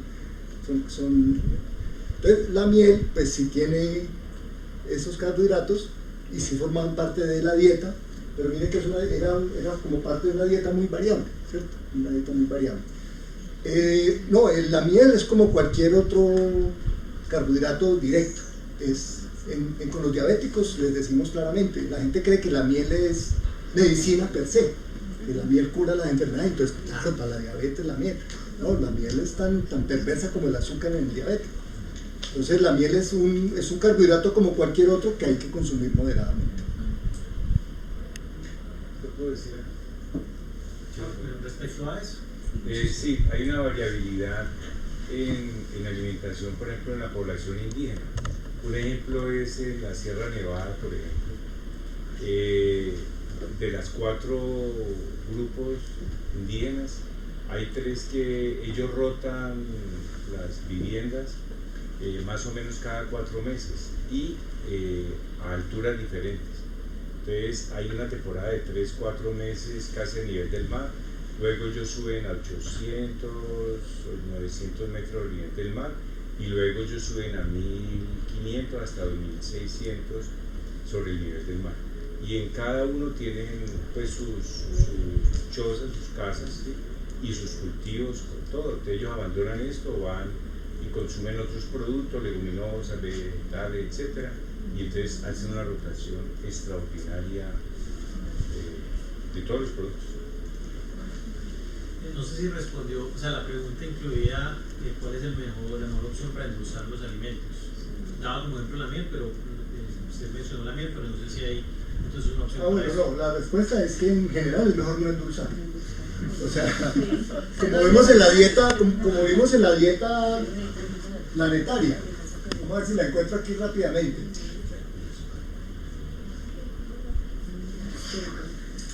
Pero Pablo, azúcar morena es mejor. Pablo, pero ella pregunta es por edulcorante. Y edulcorante ninguno. Sí, ya, pero la miel no es un edulcorante, entonces ahí es donde Oye, no, ya preguntó por endulzar, no por edulcorante. Por endulzar. Si es por endulzar, pues tratemos de no endulzar. Si no somos capaces de no endulzar, hay endulzantes alternativos que no aportan calorías, como la stevia, por ejemplo. Aunque salió un informe hace poco de la Organización Mundial de la Salud que también desaconseja la stevia a los diabéticos. O sea que hay que ser aún más radical y pues el diabético no puede endulzar. Y nosotros, los que no somos diabéticos, tratemos de endulzar lo menos posible si no somos capaces de renunciar al azúcar o a la panela o a la miel. Esa es la recomendación. Quería mostrarles esta parte, mire, azúcares añadidos. Mire la partecita que es de la dieta, la parte que está en amarillo. O sea, es muy pequeña, o sea, la verdad es que hace muchísimo daño. Hace muchísimo daño. Ni al amigo se... una pregunta. No, iba a decir unas cosas. Y voy a empezar con respecto a esto de lo del azúcar. Y es que culturalmente, o sea, hay unos factores culturales y unos factores económicos, que yo creo que sobre eso quiero resaltar cómo hay unos intereses económicos detrás de la dieta que consumimos y que nos obligan a consumir. Entonces, pero quiero empezar por lo cultural. Mire, a los niños les empiezan a dar cosas dulces desde pequeños. La pediatría moderna indica que durante el primer año a los niños no se les dé ni sal ni azúcar, ni sal ni azúcar. Entonces usted a los bebés les da los alimentos de manera natural. Entonces las compotas que venden en frasquito, por ejemplo, pues tienen azúcar añadido. Pero si usted coge un pedacito de papaya bien madurito y se lo aplasta al niño, se lo macera y se lo da, le está dando ahí un alimento que le puede saber dulcecito, pero no tiene un azúcar añadido. Entonces, no darle azúcar a los bebés en el primer año es acostumbrarse a que consuman los alimentos de una forma natural. Entonces, cuando Pablo dice ningún azúcar, no necesitamos añadirle azúcar a los alimentos, es porque culturalmente durante muchos años nos enseñaron a que y se le enseña a los niños a que se consuman con azúcar. Entonces, ya decirle a un diabético a los 55 años, usted tiene que dejar el azúcar, pues siempre y tiene que dejar ciertas cosas, la respuesta de la gente, ¿y entonces qué voy a comer? Pues, o sea, a uno como médico, a mí me causa mucha risa eso, pues, o sea, me parece muy simpático que la gente tenga metido que lo que hay que comer, todo tiene que ver con azúcar, sal, grasas, fritos, que es lo que uno le está diciendo que lo tiene que dejar. O sea, culturalmente todo lo extenso que puede haber en alimentación nos lo han reducido a unos cuantos alimentos. El artículo que Pablo se refiere del error de la agricultura es cómo reducir una variedad de plantas, una diversidad a unos cuantos alimentos. Entonces nos tienen con arroz, maíz, trigo y soya, nos tienen con esos alimentos. Liliana, ella ahorita me decía, ella ha venido estudiando mucho agroecología durante los últimos años y me decía que en el estudio de la agroecología ha conocido cantidad de plantas que antes ni siquiera existían, o sea, cantidad de alimentos que no conocía. Cuando uno le habla a los jóvenes de algunas frutas, nunca las han visto y no las conocen. Entonces usted le habla del bolo, de la chirimoya, de una cantidad de alimentos que no los conocen porque los han restringido, incluso ni siquiera en el campo, porque los campesinos pues ya con los monocultivos pues han dejado de producirlos o no les dan la importancia. Bueno, con respecto a eso, Pablo dijo, tenemos que elegir lo que comemos, pero resulta que eso es cierto y lo acabas de decir aquí, hay que hacer resistencia y tratar de hacer una elección consciente, pero eso lo podemos hacer nosotros los que estamos aquí. Eso tiene un carácter de clase, o sea, depende de las capacidades económicas de la gente. Probablemente todos los que estamos aquí con un nivel educativo básico, superior a algunos, y con una capacidad económica promedio, podamos elegir lo que vamos a comer. Pero hay millones de personas en el mundo que no tienen la posibilidad de elegir porque no tienen las posibilidades económicas de consumir ciertos alimentos. Entonces, si bien están las razones culturales ahí que nos están influyendo, las razones económicas están poderosamente influenciando lo que la gente come. Entonces, la dieta, digamos, nosotros aquí en Latinoamérica estamos muy permeados por lo que pasa en Estados Unidos. Las dietas en Estados Unidos, o sea, tienen unas características bastante desfavorables nutricionalmente. Entonces, cuando hablamos de malnutrición, no solamente, y ya lo explicaron, no solamente estamos hablando de desnutrición, sino de obesidad. Y la obesidad es una malnutrición. La obesidad es una epidemia en el mundo, pues lo dijo José Luis, Estados Unidos, México y muchos otros países con una epidemia de obesidad. En Estados Unidos, con la Gran Depresión, por allá en los años 30 y previo a la Segunda Guerra Mundial, cuando se dio esa situación económica de tanta dificultad, la gente estaba con déficit calórico, o sea, con problemas nutricionales. Incluso cuando empezó la Segunda Guerra Mundial, para enviar soldados a las guerras y todo, estaban desnutridos. Vieron que había necesidad de que tuvieran una carga energética. Entonces ahí se empezó a cambiar, a hacer alimentos que tuvieran una carga, o sea, que la industria alimenticia produjera alimentos que tuvieran un gran contenido calórico, pero en detrimento de otras cosas. Entonces, aumentar en sal, en azúcar, en grasas, hace que los alimentos tengan una carga energética potente, pero entonces está en detrimento de las otras cosas que nos hablaron, de la fibra, de la cáscara de los alimentos que tienen integrales, de los frutos secos y de toda una cantidad de alimentos que requiere el organismo. También empezaron a adicionarle lo que contó José Luis ahorita, vitamina, por ejemplo, a la harina. Si ustedes ven la harina de trigo, una librita de harina dice fortificada, que porque le añaden vitaminas, no es necesario. Eso se empezaron en Estados Unidos, en esa época la Gran Depresión, a añadirle la vitamina a la harina como una forma de suplir esas necesidades básicas. Entonces empezaron a producir alimentos, lo que ahorita llamamos comida chatarra, alimentos ultraprocesados, empacados, precocinados, prefritos, que tienen unas características completamente diferentes a consumir los alimentos de la forma más, o sea, menos procesada. Obviamente, por la leche tiene un proceso, la mantequilla, hay muchos alimentos, los aceites tienen un proceso, pero los ultraprocesados tienen otras características.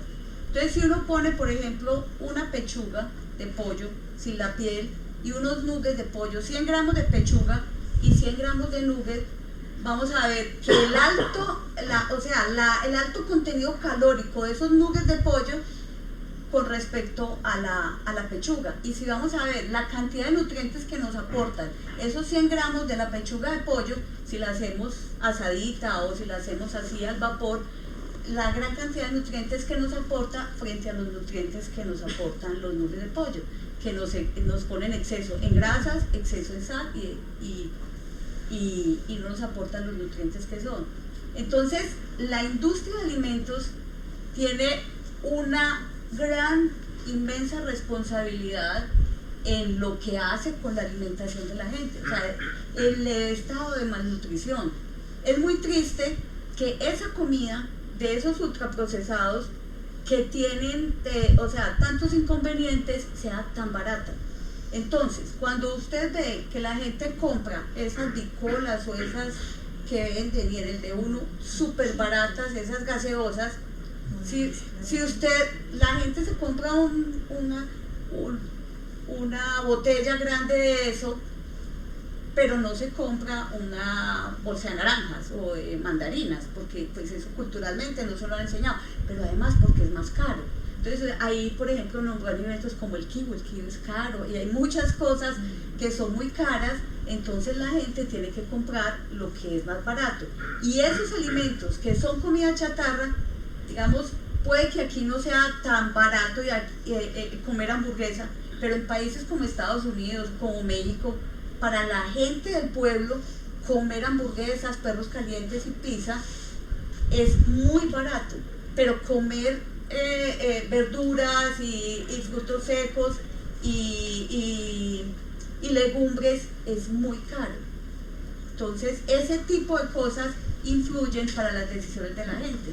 La industria alimenticia, además, por ejemplo, Coca-Cola, haciendo cosas, o sea, las gaseosas, aquí en Colombia, todos nos hemos dado cuenta por las noticias la pelea tan grande que ha habido con la industria del azúcar y con las bebidas azucaradas, que hacen un daño impresionante. O sea, a los niños nunca deberían darles Coca-Cola ni ninguna gaseosa, o sea, eso debería ser prohibido. En los colegios no deberían vender eso. Ni juguitos hip, que se presentan como frutales. No deberían permitir eso, o sea, no deberían permitir. Eso es lo más perverso. Como les digo, después cuando las personas están diabéticas, quítele toda esa cultura, todo eso que trae atrás. Entonces eso, la industria de alimentos es, digámoslo con una palabra fuerte, es criminal lo que hace. El lobby que hicieron Postobón, por ejemplo, en el Congreso, para que no saliera la ley esa de las bebidas azucaradas, y todo lo que han hecho para difundir las asociaciones de consumidores y de padres y no sé qué, para difundir los riesgos de las enfermedades cardiovasculares y de la obesidad que tienen esos alimentos, pues ellos han hecho todo el contrapeso. Entonces ahí estamos luchando contra unos fuertes intereses económicos de esa industria. Nos quedan 5 minutos ya, creo que es un comentario corto que ya hacer y de ahí la última opinión pues se cierra de Pablo ya para terminar la actividad. Sí, es muy breve. Vea, hace unos años alguien que era muy cercano a la nutricionista de La Rosa contaba que a ellos les hicieron firmar un acta de confidencialidad porque efectivamente a sus alimentos les añadían aspartame, ¿sí? O sea, eso estaba prohibido. Si eso se diera cuenta, pues daba pie para que hubieran demandas y eso, pero la señora pues ganaba en millones, se prestó para ese, digamos, para ese engaño, y finalmente eso es lo que uno le echa a nuestros hijos en sus loncheras. Entonces, así es muy difícil. La competencia real es muy, la lucha es muy desigual. Listo, Pablo. Sí. Cuando decimos pues lo de los carbohidratos, las preguntas que ha habido y la intervención, nos referimos principalmente a aquellos carbohidratos que tienen un índice glucémico muy alto. Pero ya vimos que los carbohidratos en términos de polisacáridos, o sea, almidón de yuca, almidón de papa, puede ser la misma papa, el plátano en general, son carbohidratos que son bienvenidos en el sentido de que van a garantizar un índice glucémico más bajo y una mayor permanencia de unos niveles de glucosa menos altos. Lo digo porque uno de los objetivos de la charla, y no hubo tiempo, fue criticar la dieta cetogénica. ¿Han oído hablar de la dieta keto? Sí. Entonces la dieta keto dice que el problema son los carbohidratos. Cero carbohidratos. Ninguno. O sea, ya no solamente los azúcares, sino ningún carbohidrato. Y eso, primero, viola un principio de la nutrición, que es la dieta balanceada. Y segundo, genera unos desequilibrios en el metabolismo del cuerpo que pueden generar serios problemas, incluyendo problemas de comportamiento. Pues no hay tiempo, pero uno de los problemas con el azúcar y con los carbohidratos, bueno, con el azúcar primero y no tanto con los carbohidratos, es que cuando los niveles de glucosa aumentan en sangre, eso está ligado a la producción de serotonina. Por eso es que es tan placentero. Entonces, como si no hay carbohidratos, no hay producción de serotonina, eso puede llevar a problemas de depresión, de baja del estado de ánimo, entre otros problemas. Pues, por aquí tenía una diapositiva mostrando cómo la dieta cetogénica engaña en el sentido de que sí se pierde peso, pero no se pierde peso a costa de la grasa. Esta. Cuando se almacena el glucógeno, cada molécula de glucosa va asociada a 3 moléculas de agua. La dieta cetogénica lo que quema es glucógeno. Entonces lo que hacemos es perder agua junto con glucógeno, pero no necesariamente grasas. Entonces la pérdida de peso es aparente. Esta parte del libro criticaba la dieta cetogénica, las dietas bajas en carbohidratos. No hay tiempo de más, pero básicamente sí se necesitan carbohidratos. Escojámoslos en la forma de polisacáridos, que sería pues la fórmula tradicional. En eso hay que darle la razón al pueblo. Y eso viene desde tiempos indígenas, desde la huerta, desde la milpa mexicana, que era combinar maíz con frijoles, arepa con frijoles mismos. Porque combinando la arepa con los frijoles tenemos un equilibrio nutricional interesantísimo. Eso es sabio desde el punto de vista popular, viene de la tradición y está bien hecho. Eso, obviamente pues no lo que hacemos con el sancocho es un exabrupto. El sancocho tiene papas, yuca, racacha, plátano, hay gente que le echa arroz y después comen mazamorra y la bandeja paisa. Pero los frijoles con arroz o los frijoles con arepa son una muy buena combinación desde el punto de vista nutricional. Perdón, muchas gracias por la charla. Mucho gusto. Muy interesante. Hasta luego. Muy bien. Hasta luego. Bueno, ya con esto damos fin a la actividad. Espero estén pendientes de las próximas invitaciones, que el próximo mes tenemos 2 actividades. Muchas gracias. Gracias. Gracias.